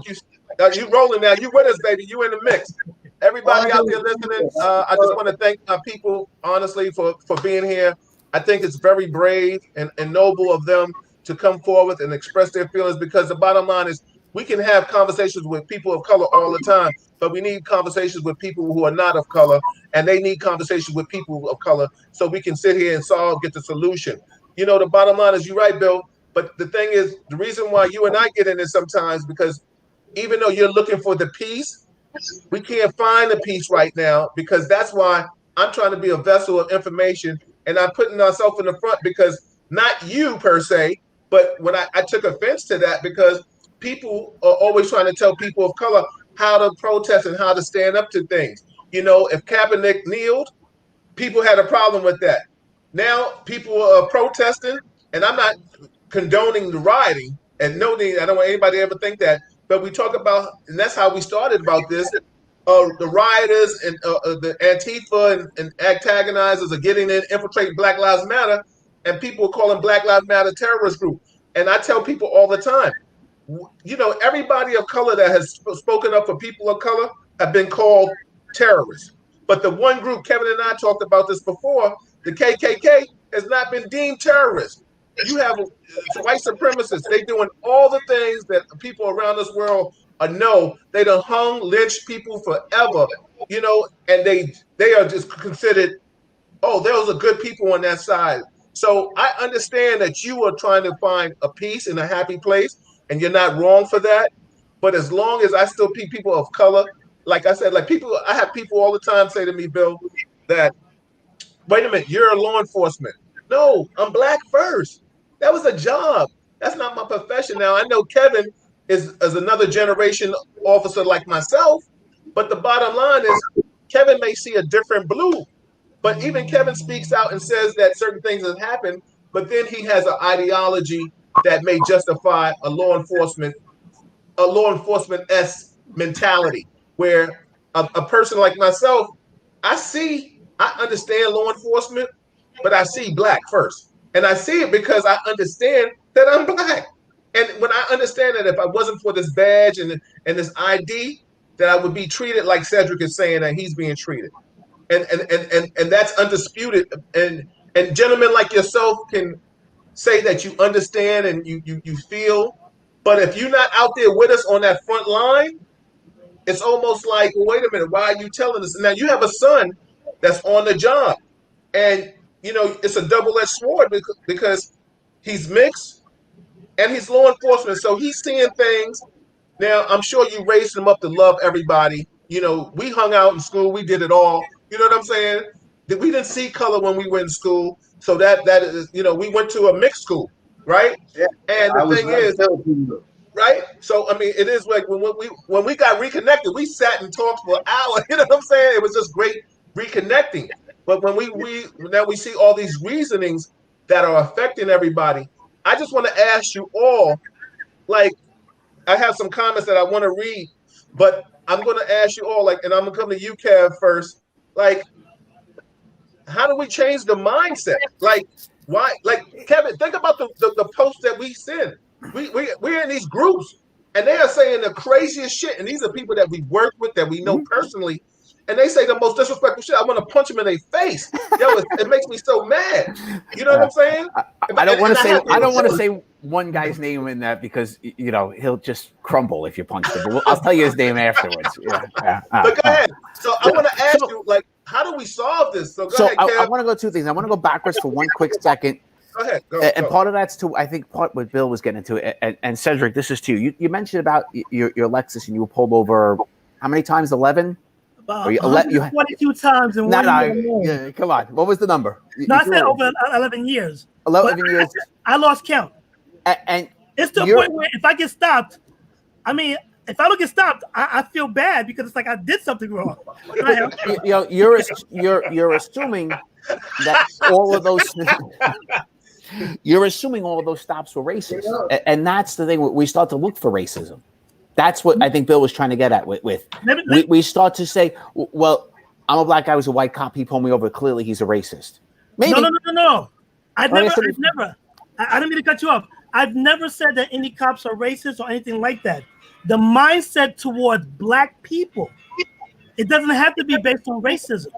It could be based on class or the thinking. Because, like I said, I have white friends who do the exact same things I do that have never been stopped. But yet, because they're white, more than likely, a white officer or even a black officer is not going to stop a white person just because they're white. And that, I don't think that's a racist attitude. I just think that, I know there's quotas. It's going to be denied. I know there's quotas. Oh, there's definitely quotas. Yeah. So and there's times where they're doing that. Oh, we got to go start pulling people over. They're pulling everybody over. Yeah, but it's easy. Cedric, I can only answer for what I've done in life, right? Like the majority of car stops I did from behind, I didn't know the race or the sex of the person I pulled over until I pulled you over. The majority, I didn't know. Tinted windows, dark night, did not know. It was the infraction. The place is going. And I'll even give you another story, which, did I ever racially profile people? Of course. Yes. But it's and I'll explain that one later. It'll make you laugh, but it's a different thing. Bill was asking, I just wanted to say sometimes, I was always getting at with you, sometimes we start to look for racism. Racism is being pushed in our minds every single day. You can't watch the news without racism being discussed, racism being out there. So now we look for it more. Like I see, if a black guy says something to me, I'm thinking it's racism. A white guy does something to a black guy, I'm thinking it's racist. And sometimes, like I said, we're just assholes. It can be an asshole. Unless you know the person, you know of them, you can't really say they're a racist. But you also have to realize, like, how you're saying things based on your experience. Of course. I'm speaking of mine, and I can guarantee you that I could walk out there right now and get stopped. Not because I'm doing anything wrong, but I do know because I've had uncles and friends who are cops. So I understand the mentality since I was younger. And that's the reason why black children are taught how to react. White children are never taught how to react to police officers. Why? How do you know that? Because I have white friends. I teach my kids. Oh, you know what? Let me rephrase it then. From my understanding and my experience, white people I've dealt with are never. You can't speak for all white people. I can't speak for all white people either. Right. And I apologize. But what I'm saying is, in a matter, I can virtually guarantee you get. I'm 52. If you ask 10 white people my age and 10 black people my age, I can virtually guarantee you that 90% of the black ones were taught how to interact with police officers, and based on my experience. You're not going to get that same number with the white people. So it depends on the area you go into, but yes, 100%. Especially in New York City.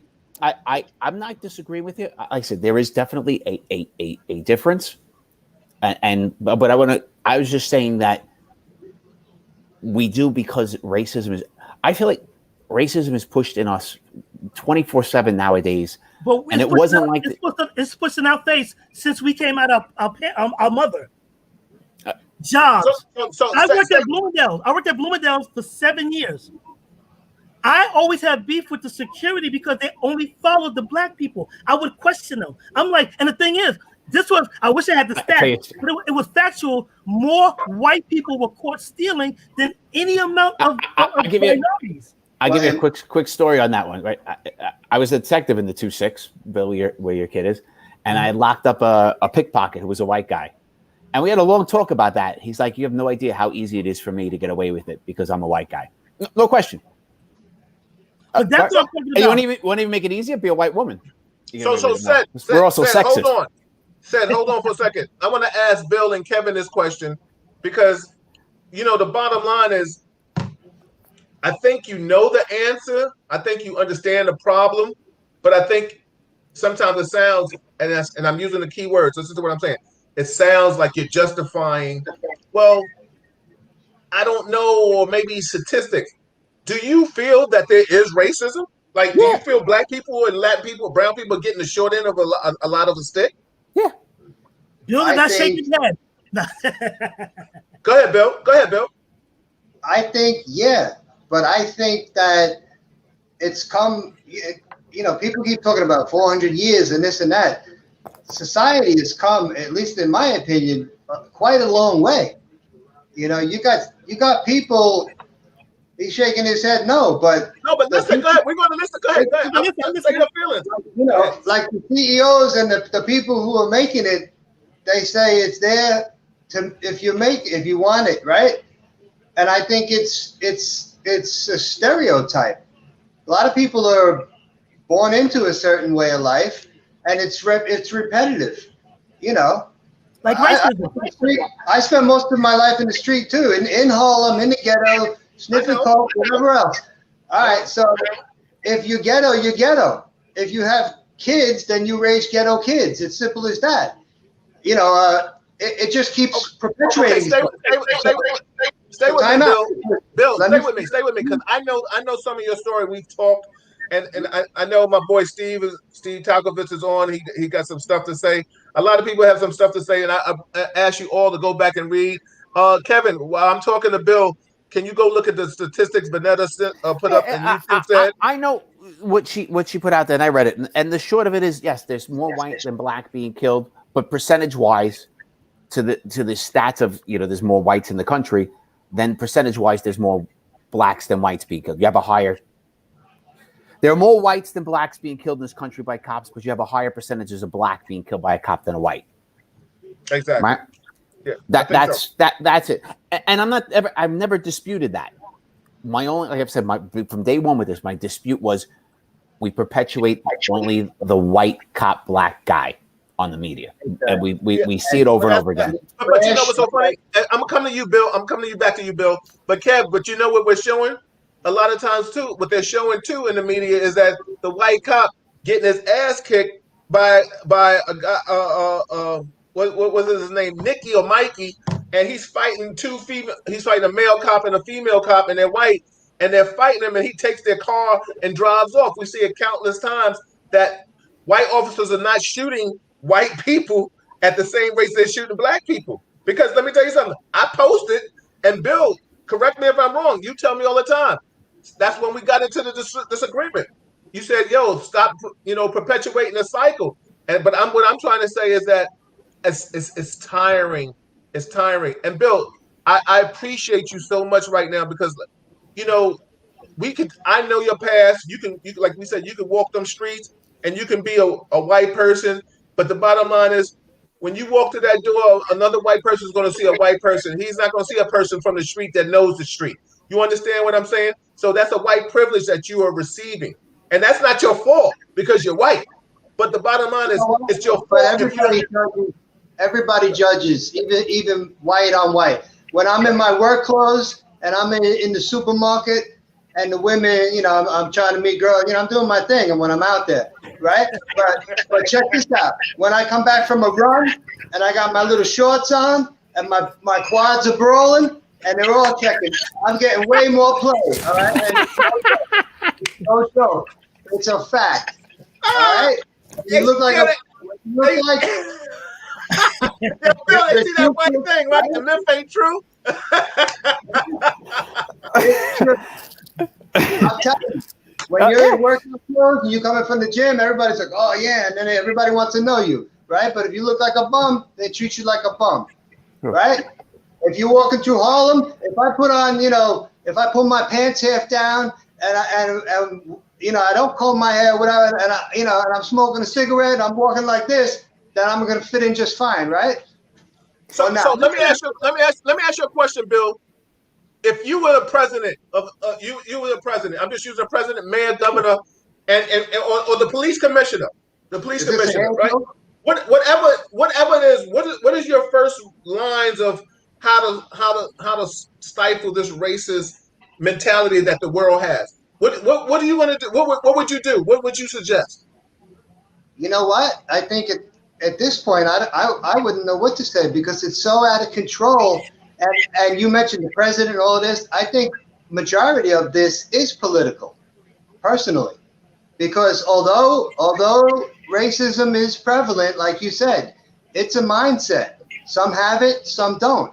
I don't see it because I don't think that way. Like I said, my kids white. You're not supposed to. I'm joking. Like I said, wait your turn. I see it. All right? This is what we need. I've been robbed, mugged, you name it. I've been racist. I've been called white mother effer, all that shit. All right. what you doing here, you white ass this, and all, why you in the supermarket in Harlem, you know, because I'm up in Harlem shopping. I've had my share, all right? So I've been exposed to, and even that, they call it reverse So let me ask you, right? how do you feel about that, Bill? I don't like it. Neither, just like you guys don't like it, right? So how do you stop it? How do you change it? Because, so, you know what's so funny? I'm gonna give a quick story, right? And this is, I never forget, years ago, I'm not gonna say I was anti-gay and stuff like that, right? And this is real talk right here.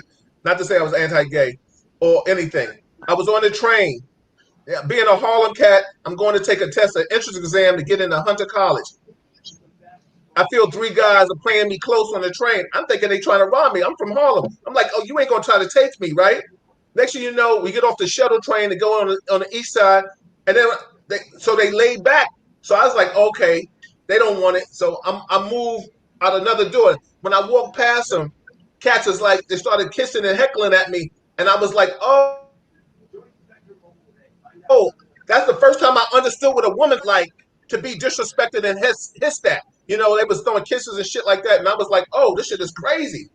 I never learned. From that point on, I never did that hissing and come here, girl, light skin, dark skin shit, because I was like, oh, these motherfuckers violated, right? I say all that to say that unless you experience it, you don't know what it feels like, right? That was the moral of that story. So to understand what it is to feel people disrespecting you and calling you out your name and stuff like that. But then the bottom line is you still say, if I'm listening to you correctly, you're still saying like, wait a minute, well, things ain't still that bad. Like, well, it's still like the sun comes up on the east and rises on the west. I mean, and I say all that to say, you experienced it from a white man getting it from people of color, right? How do you think we feel all the time? We are always behind the 8 ball, and now we're still talking about how do we make the world a better place? And people are asking us, well, if you didn't comply, if you didn't do this, and then they want to bring up your prior records. Bill, if you got beat up in Harlem or rubbed, God forbid, something happened to you in Harlem streets, right? They would not bring your past record.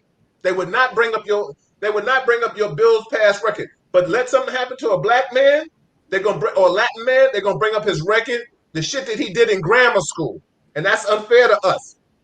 No, I disagree with that. I think the police today, everybody's got it. Whatever your record shows is what's gonna come out. I'm having disputes right now with my baby mama, and the cops come here.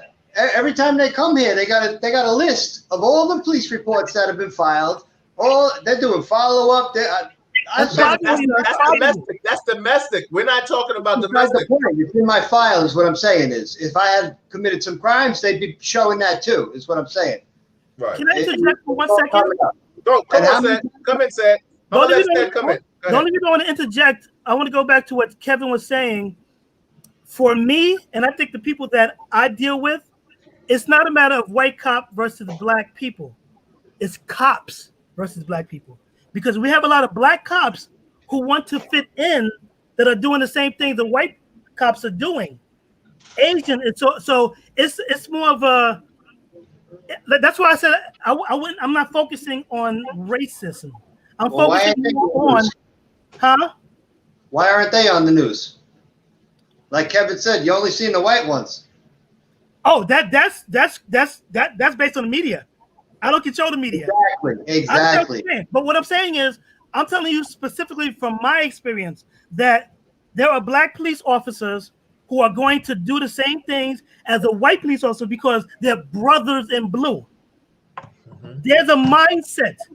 From my experience and from what I've been told from police officers that I've known over the years, it's easier to collar a black kid than it is a white kid because there might be problems with that. The parents might have lawyers. There might be techniques. And I'm saying I never heard that. I never once had that kind of discussion. I've been a cop for 27 years. And I get that. I'm not saying from either one of you. I'm telling you specifically from cops that I know. I have I have cops in my family, or retired cops in my family.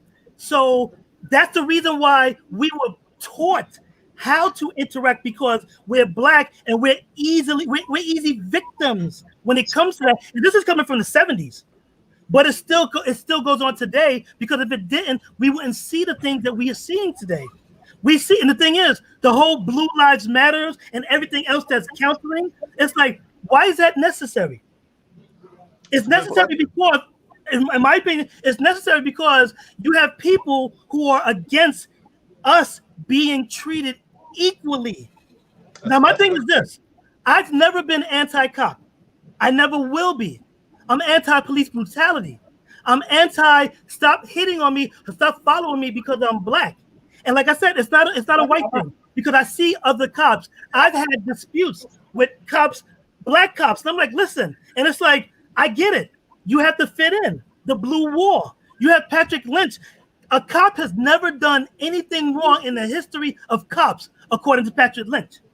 That's true. So that's not fair, because the thing is, and I'm gonna tell you right now, if the union or anybody behind the union would be like, okay, well, this guy, blah, blah, blah, or this guy, and give a little, people will be more willing to either listen, or because it's like everything. But a cop can be seen shooting somebody in the face, laughing, ha ha ha, I'm shooting this nigga. And Patrick Lynch will be like, hey, he needs due process and this, that, the other.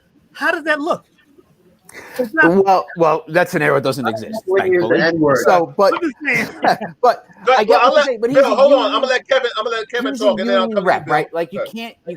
A union rep, and all union reps do this. I don't care what the job is. Teacher union reps defend child molesters, right? Cop union reps defend bad cops. That's what union reps do. And we talked very early tonight. I'm not a big fan of union reps, right? Like they take a side that I'm not happy with. I'm not happy when a union rep endorses a presidential candidate. I'm not happy union rep defends bad people in their union, but every union does it. So Patrick Lynch is not special. No, but what I'm saying is he's par for the course. It's still a perception. If you have it's not a perception, it's reality. He does do it. I agree with you. He does it. I don't disagree with you. He does it. But that's his job. That's his job. His job. Right? It's the other leaders of our society. Kev, stay there. But you said we know it's his job, and I always tell people I think he's necessary evil. But the bottom line is that the fact of it is, though, I think he would stifle a lot of tension if he came out and said, it's a tragedy that would happen to whomever, but let's get the facts and get back to this. To come out and just bring out somebody's past for no reason. Let me tell you something. And don't get me wrong, Pat Lynch does what he's supposed to do. He is a monster, and he does it. And let me tell you something. That's why he's still there. I think he really messed up, because he already messed up before. But I feel where he really messed up is when he spoke out for the president. That was whack. That was real whack. But that's also because you don't like the president, right? Like if he endorsed Biden, would you be complaining? Well, stay neutral. Stay out of it. Stay out of it. As long as that you would, if any union leader endorsed a president that you agree with, you would say the same thing, right? Then I'm fine with the bill. Right. But I think a lot of people are offended because he endorsed a candidate they don't like. Not that he endorsed the candidate. I'm offended that he endorsed the candidate. Okay, but see, that's the thing is, and that's a beautiful thing, because we can talk politics. I don't know, Bill, if you're a Republican. You can tell me if you want to. You don't have to tell me at all. Kevin, you can. I know. I think I know, but I'm. We talked about it. I am. Yeah. I'm Republican.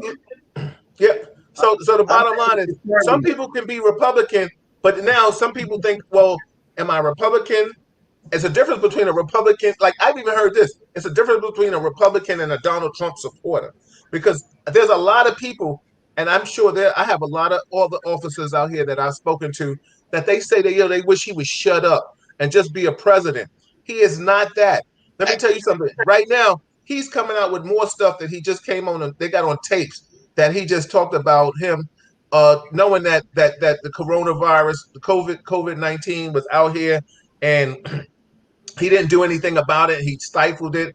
And what it is, it's just like, it's the same thing with police brutality. It's the same thing that people just want to hear other people will say, other Republicans say, like, yo, listen, he messed up with that. But what they keep talking about is Joe and Kamala. Like, listen, if you're gonna be a human being, then be a human being for the blood that runs through your veins. But stop being red or blue. And that's what a lot of people of color have a problem with. Stop being blue when it comes to law enforcement. Call a spade a spade. And you know, people always Yeah, want people. I agree, Bill. I don't disagree with you. I'm just saying that's what Lynch does, and he does whatever union rep does. I don't like any of it. But nobody's doing that, Bill. Nobody's doing that. Who? What are you talking about? Nobody's doing what? You just said. Nobody's. Everybody's doing that. I haven't heard you come out and talk about them. No, I'm saying nobody's doing what you just suggested. Everybody's doing the opposite. Yeah, everybody's doing the opposite, and that's the problem. It's all about politics. That's what I'm saying. Even though racism, like I said, is a big thing. I mean, it's always been, but it's never been this bad. And I think it's all politically motivated. Okay, hold on, Seth. I just want to read some things that people are just chiming in.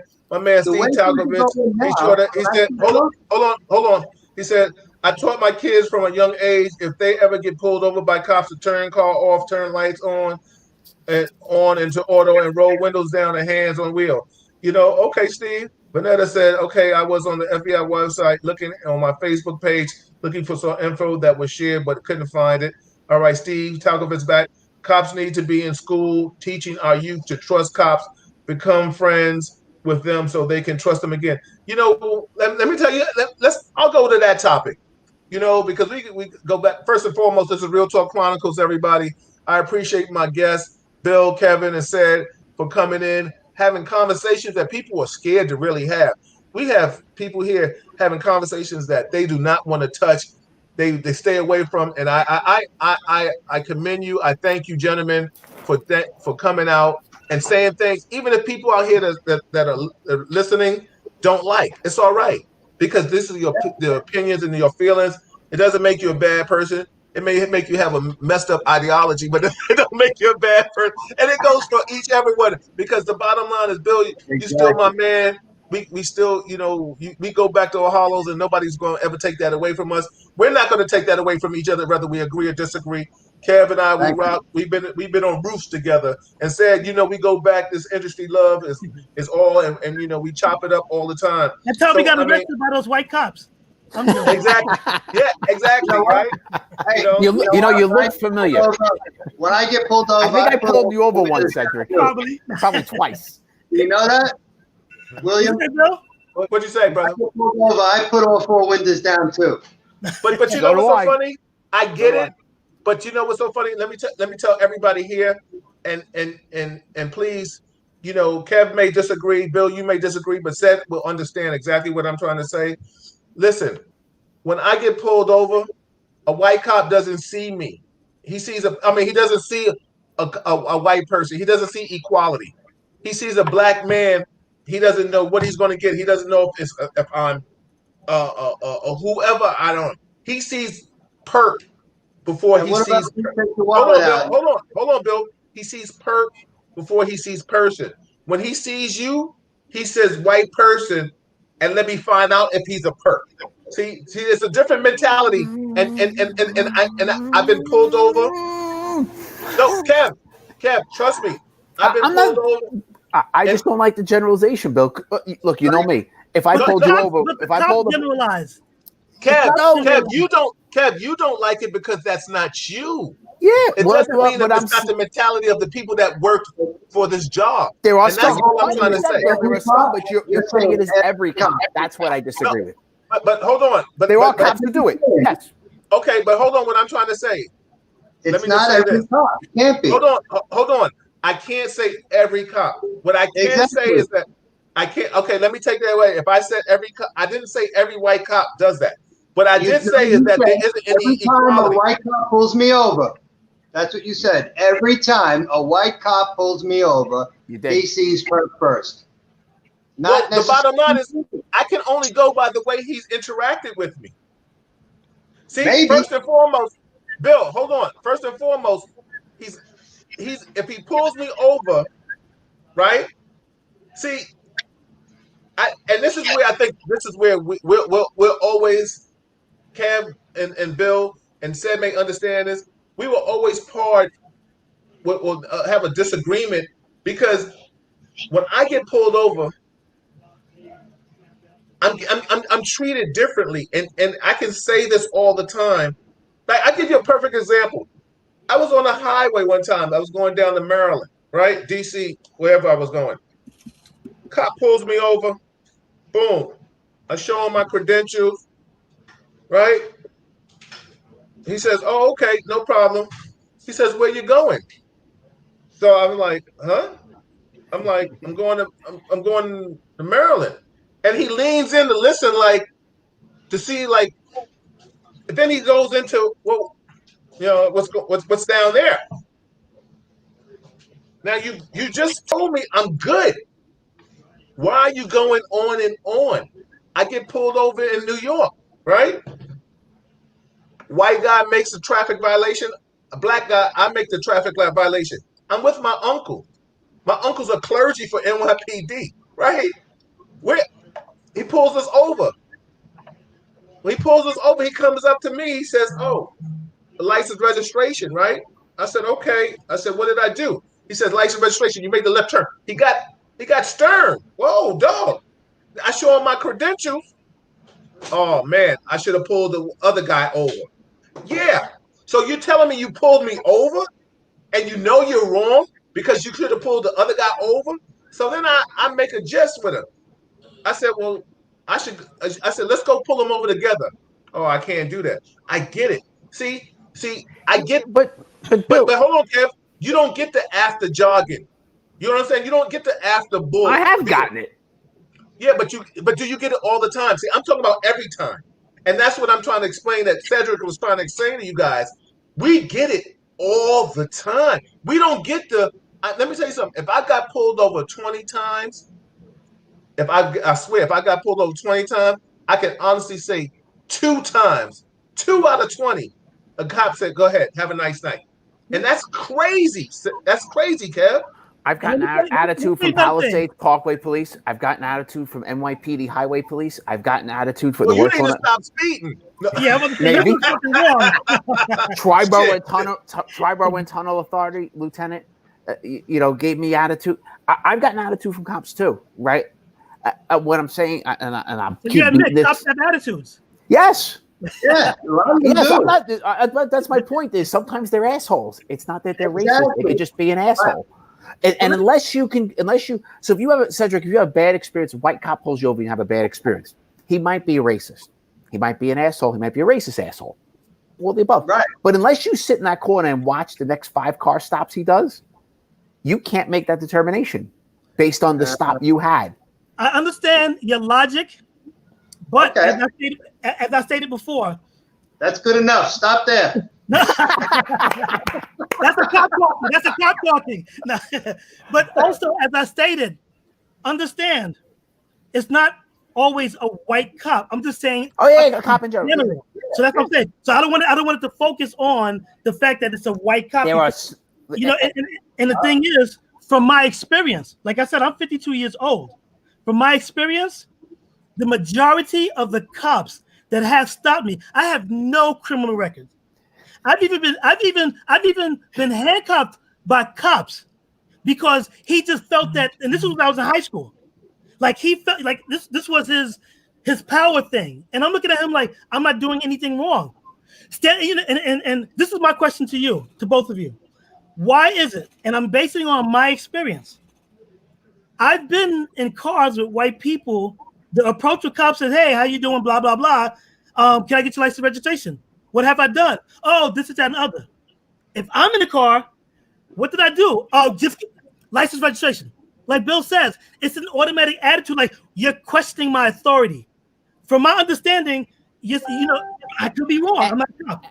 I could be wrong. Like you said, it could be assholes. But what I'm saying is, it's too many times for it to happen for it just to be like it feels like 4%. Like it's probably like 97% of the cops that stopped me.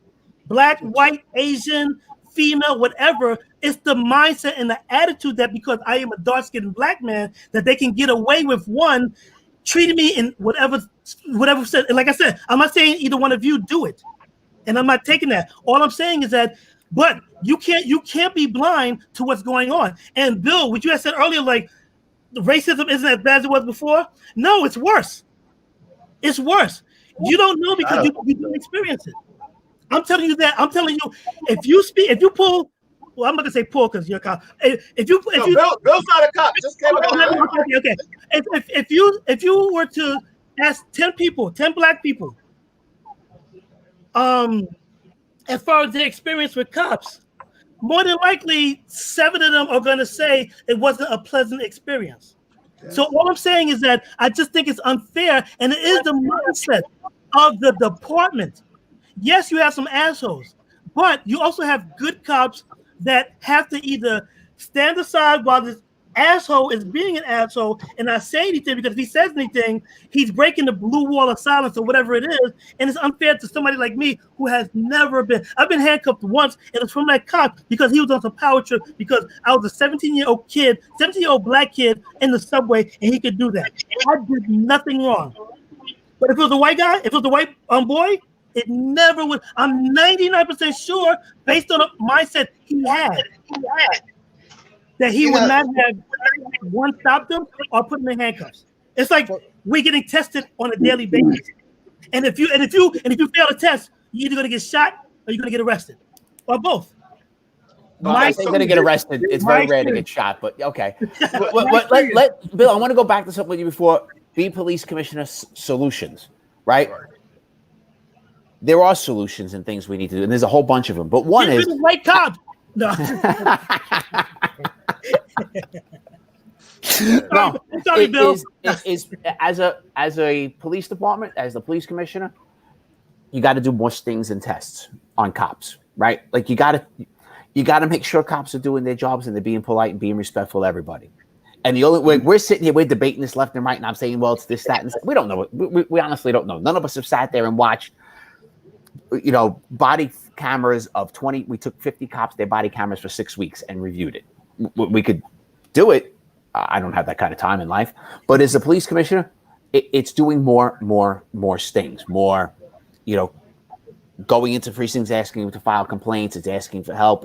It's doing things, we know cops are setting they're working a speed trap somewhere and blowing through it to see how I get pulled over and how I get treated, and ask different things.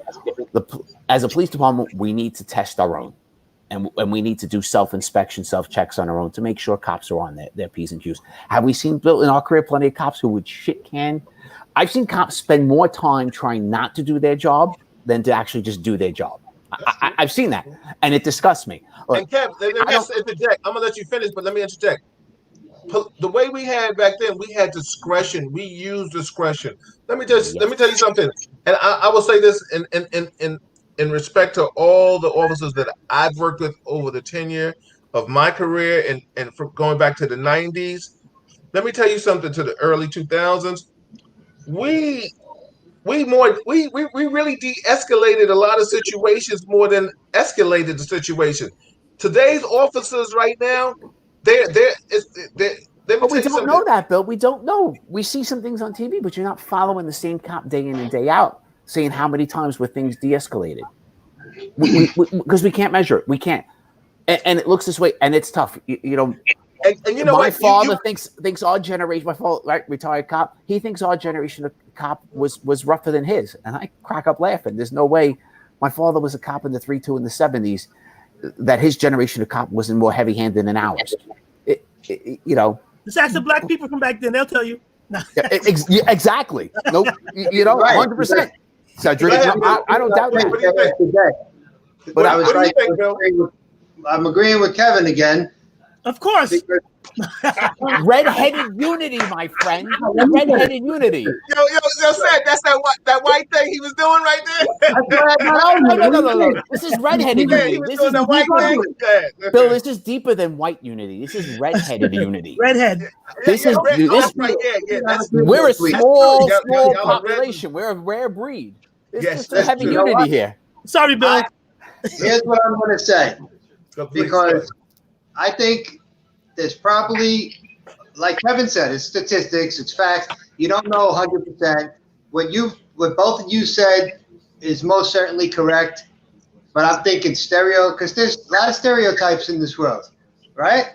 So, and middle age, whatever, 17 to 35, black men, criminal, that's a stereotype too, right? So perhaps a lot of cops are the way you say. But like Kevin said, it's not all of them. Some of them are just assholes. I agree. I agree. And I've been pulled over by black cops. And this guy, these guys were giving me shit. They're giving me shit. And I didn't say, oh, he's just, because I'm white, he's treating me that way. I said, this guy, and I got a PBA card. I got the mini shield, and they're still fucking with me, right? So I'm it might be your attitude. Huh? It might be your attitude. I'm messing with you, Bill. It's the beard. When they ask me for my license, and I say it's in my pocket, and I ask permission to go in my pocket so I don't get my ass shot, because they're not just shooting black people, like Kevin said.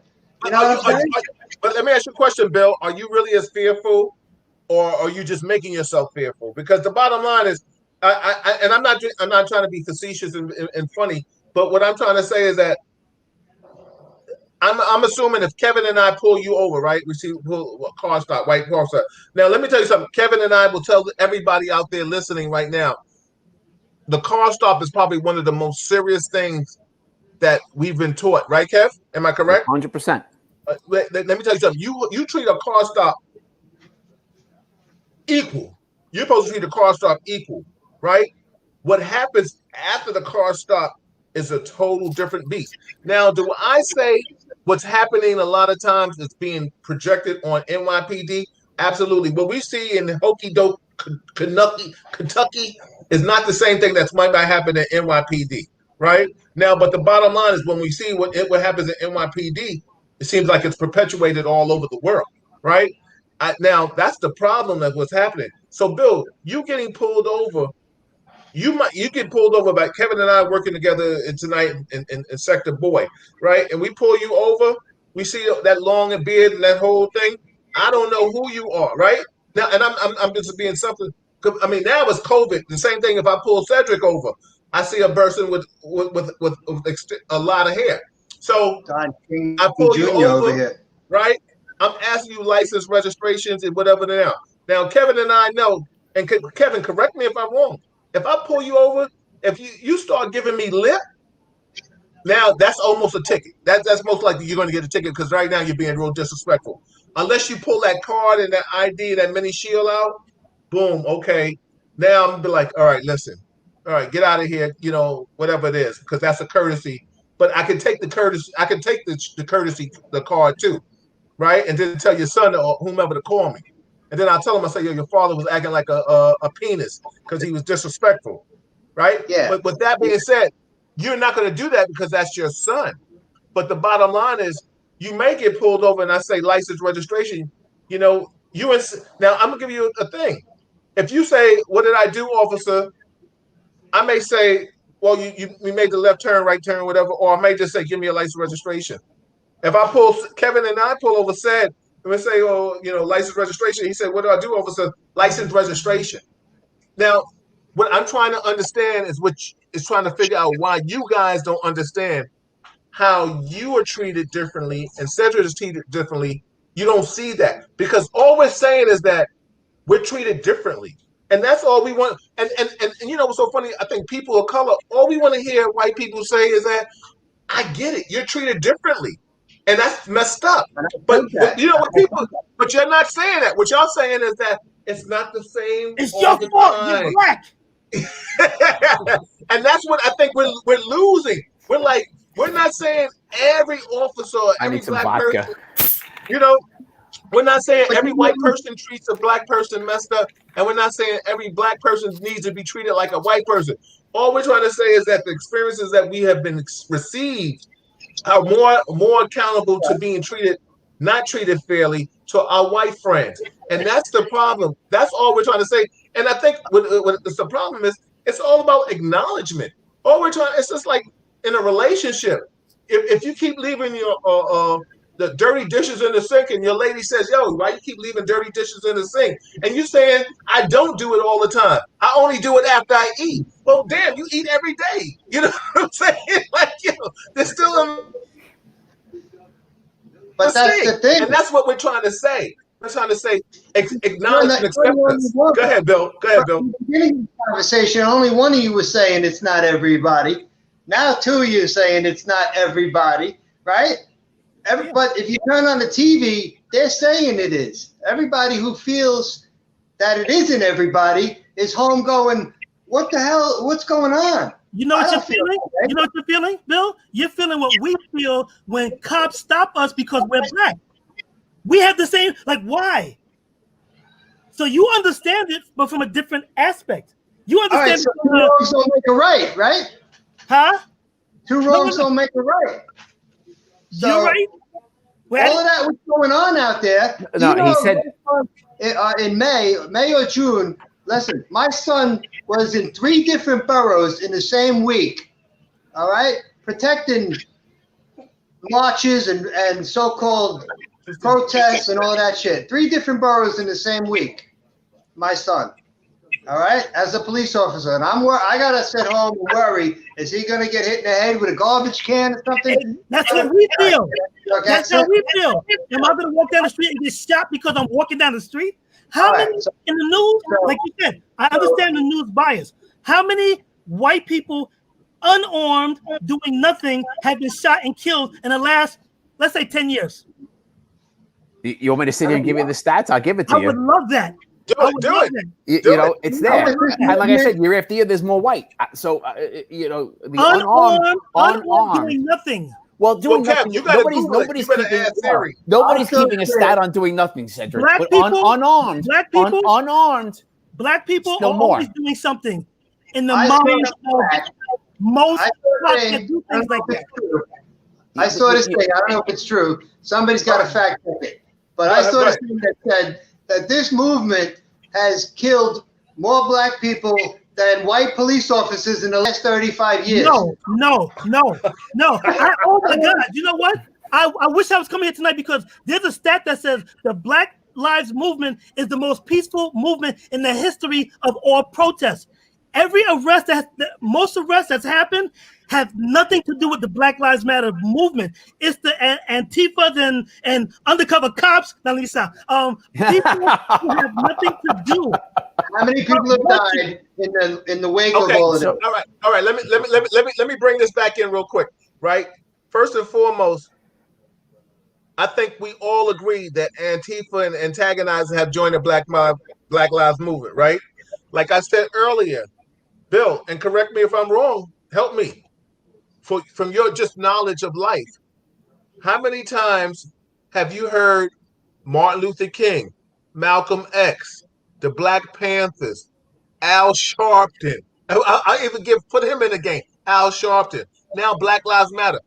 Each one of them have been considered terrorists, right? From white people saying that they are patriots and stuff like that. Now, why is that white people, and this is what I was telling you, white people are always trying to tell people of color how to protest. John Lewis, he just passed away. Peaceful protesting, right? I don't know what that is. It's glowing. A CNN poll. About 93% of racial justice protests in the United States have been peaceful or no report signs. You could go search on CNN. Yeah, but that's a poll. That's not. Part of my thing. Polls based on are. stats. If polls were right, Hillary Clinton be president. It's based on stats. Hold on, Seth. You said poll. Hold on, Kev. Go ahead, Bill. No, new report. I got a new report. Oh, Hold on, Seth. Hold on, Seth. Hold on. Go ahead. That's part of my thing too. Is like you just referenced all the way back to King, all the way up to Sharpton, right? Why can't we just focus on now?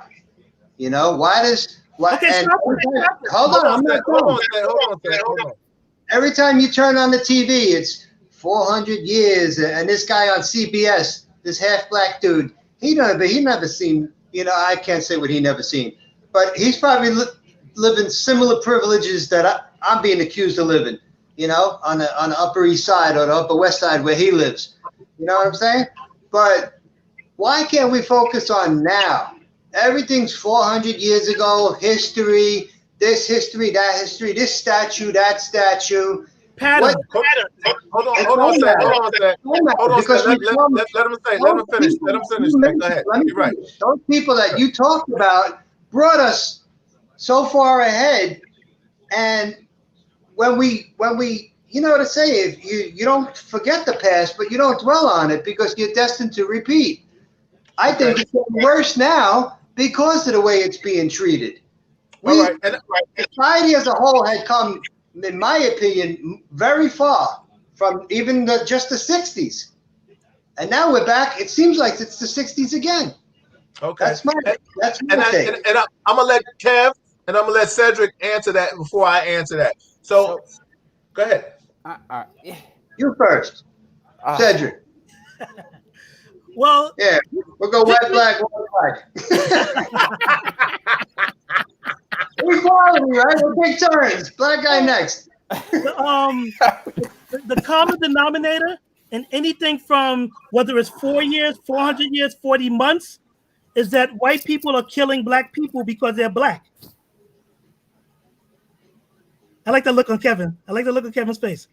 All I'm saying is everything that's going on isn't going on because we're bringing up the past. It's going on because there's a pattern of people in authority allowing it. It's just like immunity. Like why can't a police officer have this type of immunity if they're doing wrong? And I'll just use that what type of immunity? I'm sorry. What's this immunity? I can't remember. Implied immunity. I got to research that, but it just came to my mind, and I could be wrong. But in many states. But by law, I think most of the police officers, they get some type of immunity, so that way they don't get charged. And most of the things that we would get charged, like I said, I could be wrong, and I apologize if I am. I don't know any immunity for charging. Now there might be we might be covered fiscally for being sued, but not criminal charges. There's no immunity for charges. Yeah, it was something. Prosecutors can't have immunity, can't be sued. But I want to bring it back to what I said. The common denominator is the racist police officers, the government that supports them, and anything else that comes with it. So anything that's happened between now and the last whatever years is not because we wanted it to happen or we are trying to make it happen. So if you can explain why there is still racism from the level of government and law enforcement and all of that, then you have your answer. So I agree with you. There's racism and prejudice in government, and we mistreat as government. But I think it's more poverty than racist. Poverty has a lot to do with it.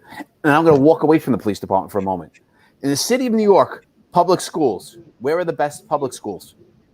In white neighborhoods. Wealthy neighborhoods. I'm going to go one step further than that. Where are the worst schools? Right? Where are the most notorious worst schools in New York City? In the poor neighborhoods. Black neighborhoods. Or like Bill says, the ghetto. Right? They're in poor neighborhoods. And we make a tremendous, and this is one of my solution things in life that government should be doing. Our schools in poor neighborhoods should be treated completely different. The best school should not be, the best high school, elementary school shouldn't be the Upper West Side of Manhattan. The best public schools in New York City should be in the South Bronx and other places where there is extreme poverty, because that's the only way we start to change that cycle. Instead, we walk away from those schools and we accept, those kids will be those kids. We'll deal with them later on. And we deal with them later on. We wind up locking them up. Yeah. And that's not the way it's supposed to be done. Yeah. We need to change as a society, as a city. And Democrats, Republicans are both guilty of this. We all say we're going to help, we're going to change. Tell me one politician that's pushing the start from the youth up. They'll start some youth programs. We'll throw a few $1 million and say, here's some programs you can start some after school things. BS. Let's start a pilot program and pick the 5 worst schools in the city and double the amount of teachers in those schools. Cut those classrooms in half. Shrink those schools. Let's change them from the ground up. Let's get money in them. And Bill used to, I talk about this. New York City is packed with billionaires. Get some of the billionaires to support this. Let them all adopt a school. Let Bloomberg adopt a school. Let Jay-Z adopt a school, right? They got money coming out of there, whatever. Oh, yeah. Let them adopt one of those bad schools. Let's add money into it. Let's add teachers into it. Let's, give them, everybody gets a tablet. Everybody gets whatever they need. We extend the school hours. We help them with after school programs. We bring in the local university to help with tutor those kids. As we're seeing from this movement, there's a lot of energy out there. Let's take some. Let 18-year-old, 19, 20-year-olds in college are all full of piss and vinegar and would love to help. Let's actually do something. We've had this discussion. We've had this thing, and nothing has changed in our cities in decades. Nothing. Zero. We could debate this all night, and the four of us can hang out. We could probably drink beers all night long, and we would laugh our asses off. And people in the other parts of the bar would look at us and go, "What the freak is wrong with those four?" All right. Kevin for mayor. But that's what I want. I want something done different. And the first politician that steps up and says, I'm going to do something different has my vote. I don't care what party you're from, but I don't see it. That's a good thing. Listen, let me just say this. I'm going to put this out in the universe. We're going on 2 hours. I got the signal from the queen. Uh-oh. Listen, I'm asking you all to come back next week, Wednesday. If put your schedule on. We need to keep continuing this talk. I appreciate you. Kev, you my man said, you're my man, Bill. This is a beautiful thing. Let me tell you something. Bill's not your man? Bill and I went to high school together, man. You noticed that? I noticed that. I think he twisted him a little tonight. I don't know. No, listen. That's my namesake. We went to high school together, and the beautiful thing is, this is Real Talk Chronicles. This is the first time. You're not going to see this. You're not going to see people come together of different ethnicities to have this kind of diverse conversation to try to find a solution or just air out the problems. Because what you guys are saying, people are thinking. White, black, Spanish, whomever, Asian, people are saying it. I ask anybody, inbox me next week. We will have a forum on just how do we stifle, how do we help build the gap. We can talk about the gap, but like I said, this beautiful thing about tonight, we talking about the problem. We can't get the solution without the problem. So the bottom line is we need to do that. Bill said, and I'll let Kev go last. Before we sign off, this is Real Talk Chronicles. I ask everybody to share it, like it, tell your friends. It's YouTube.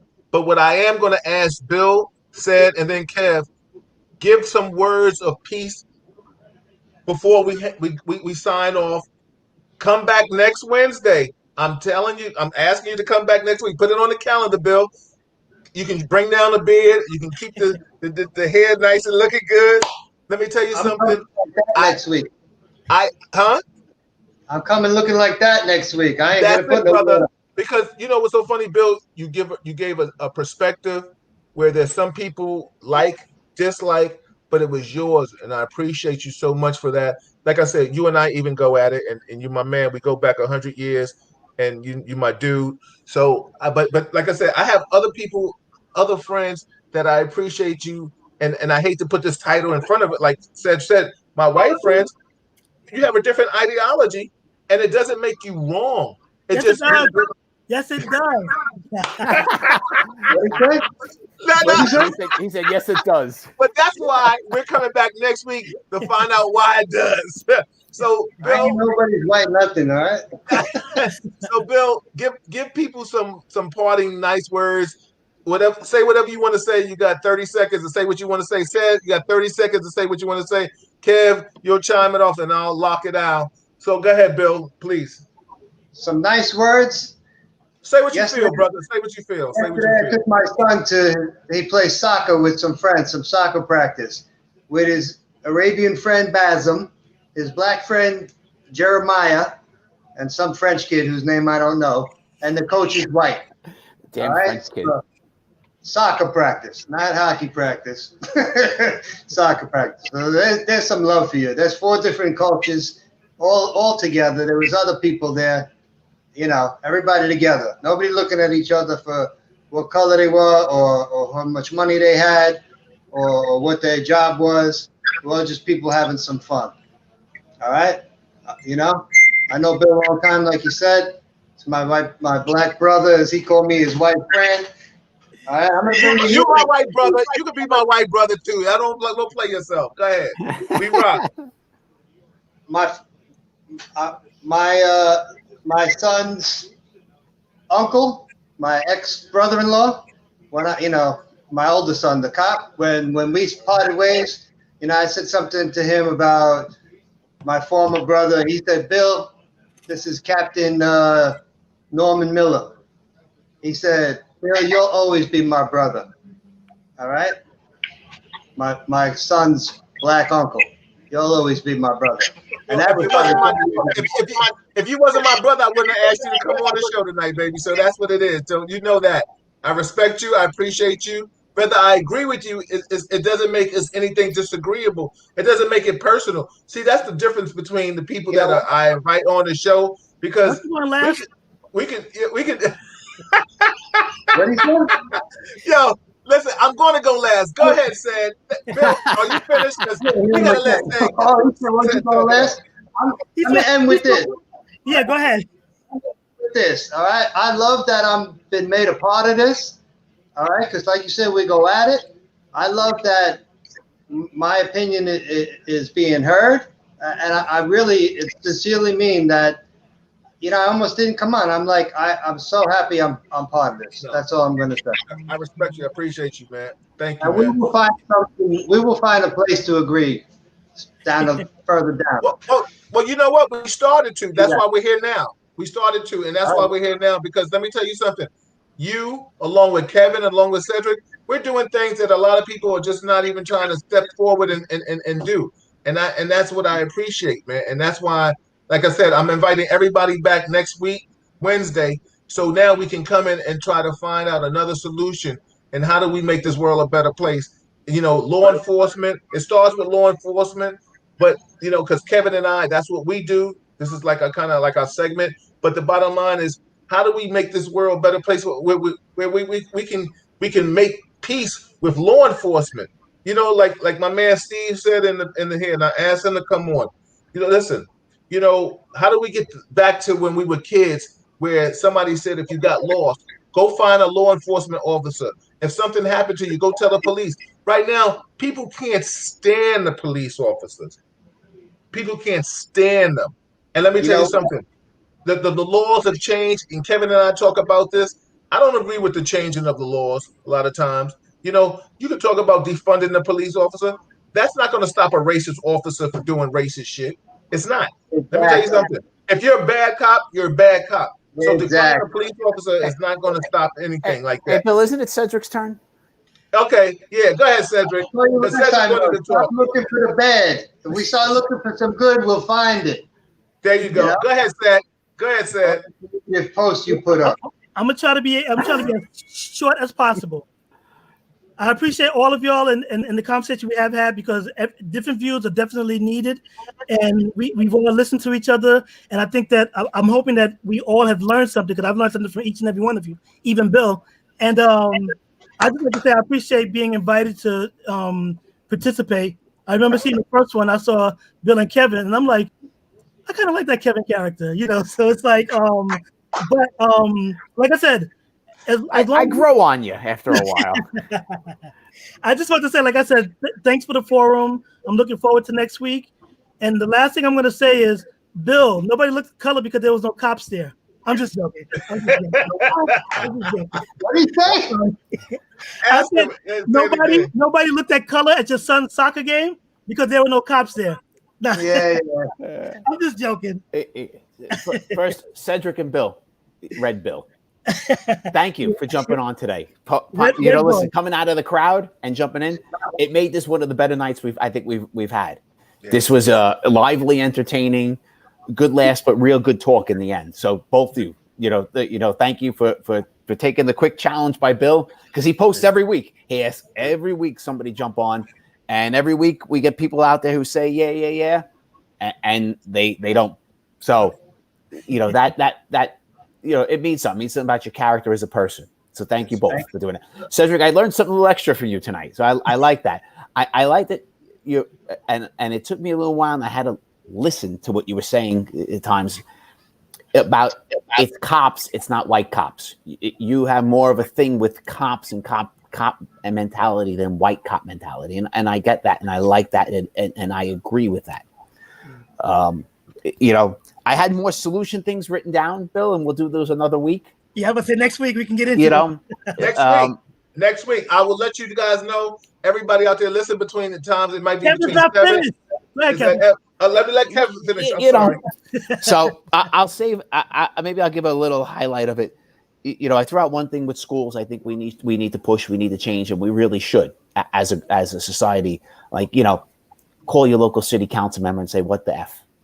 Let's do something." If you got some political pull, I don't have political pull. I have this, right? I could talk here and I could come up with an idea and we could throw things at each other. But be part of the solution.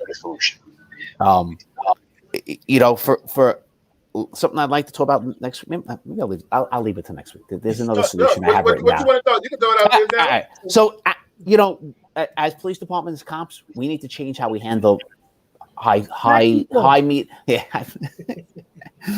Except for Cedric. I'm sorry. If somebody could pull this man over tonight and find a way to put handcuffs on him, I'm gonna put a bounty out. Was that wrong? That'd be a pretty woman, though. I'm usually the one declaring this guy is worse than me. No, Exactly. I think as police departments across the country, we need to learn. We need to handle events, good, bad, or ugly, differently. Right? We didn't even get into Rochester tonight, Bill. Right? Yeah, and how long did that incident actually happen? Right? And what police departments we try to do from the executive level. That's the executive level. We want to do this, hide, and hope it disappears because our job's on the line. We need to do those better. We need to be a lot more public, a lot more out, a lot more open. And maybe you can't be perfectly open, but maybe then when an incident happens, we need to bring in people. So maybe it's, the police executives, the police commissioner, a union head can be in this too, but a political leader in there and a community leader should be in there and be in there every day to get the inside briefings on what happened with that case. Right. So that people can publicly talk about it in a knowledgeable way, right? Will we get burnt once in a while? Will there be somebody in that group of trust who will burn us? Yeah. But also remember this, we're getting burnt by our group of trust every day anyway. Is there a cop leaking shit out to the media? Yeah. So it's going to happen. But it is better to be out in front, honest from day one, and let's try it differently. And so that's one of the other things. My last thing, and I kind of, push 2 things every week. One is get off social media for a day or 2 a week. Make it Sunday, your day free. Get the hell off of it. Don't watch the news. I take days off. I just don't know social media, no news. I can't. My blood boils. I get upset. I get discouraged. It really can affect you. Take a break. Sure. Take a breather. Enjoy your family. Enjoy a book. Go for a run. Do something else. Get off of it. But the other end of it, I say, for my cop friends out there, try to talk to somebody. That person doesn't want to talk to you on the street. Talk to somebody else. Who cares? I'll talk. Just try it. Avoid Cedric at all fucking costs. All right. People on public, find a cop and just say hello. And if that cop gives you an attitude, find another one. You can't blame us all, and we can't blame them all. This is not going to change overnight. There's no political leaders leading us. There's nobody trying to make the charge. So you can only do it the best you can as one person. Do your one thing better. For that cop, if you do something nice for somebody on the street, that person will tell 10 people and say how that cop treated him. And it will look at all of us differently. It's just the same when we treat somebody bad. They look at all cops as like, oh, the cops are messed up. So be the one for the other end. Awesome. First and foremost, I want to thank you all. Bill, Kevin, said, I appreciate you all for coming out in the forefront and speaking up and expressing your feelings to the world, because the bottom line is you like it, you share it. I got 5,000 friends. Said, I know you got 5,000 friends. I don't know what Bill and Kev got, but Said and I, we've been in this industry for so long. Yeah. Bill, I told you, Bill, it's that attitude. 198. 198. But listen, your 198 can like it and share it. So I asked you to share it, Bill. I asked you, Kev, Kev, like always, share it. Said I asked you Always to share do. it. Listen, Different the than bottom I know line them is all. that's it. This is Real Talk Chronicles. This is the only place where you're going to get this kind of conversation where people can chop it up and really have real different opinions, but it's real talk. It's what you feel. It's not what you think. And your thoughts are facts because they're your thoughts. You know, on behalf of my beautiful wife, do you want to say good night? Wave to the people. She's going to wave goodbye. Listen, good night. Listen, we got how many days? 60 some days to vote. 60 some days to vote. Get out there and vote. If you don't vote, I don't want to hear your mouth. Vote I for really what? don't. You can vote for whomever you want to vote, but vote for somebody. You know what I'm saying? What election are you talking about? November 3rd. Some congressman. Oh, that's what's coming up. Congressional one? Yeah. Yeah. Vote for somebody. Like I said, if you please, you can talk to somebody else, but don't talk to me if you didn't vote. I respect That's all it takes. 54. That's all it takes. 54 days. 54 days left to vote. Like I said, vote for somebody. Listen, mailing. We're going to talk about all that. Anybody next week. I'm not going to take too many, but I will take anybody. From now on, we're going to start conversing. Anybody that wants to be a part of this conversation, inbox me. Let me know that you want to be a part of it. I want some female. I like some female background, some whites, blacks, some Latins. Listen, these gentlemen stepped out in the forefront. This is what we do. This is how we bridge the gap. This is Bill Forster on behalf of Malika Forster, on behalf of Bill. Kevin said, this is Real Talk Chronicles. Like it, share it. We see you next week. Love you guys. Good night. Good night. Thank you, fellas. I appreciate you all. All right, now. Thanks for the invitation again. Oh, we lose Bill already? He ditched us that quick. What the hell?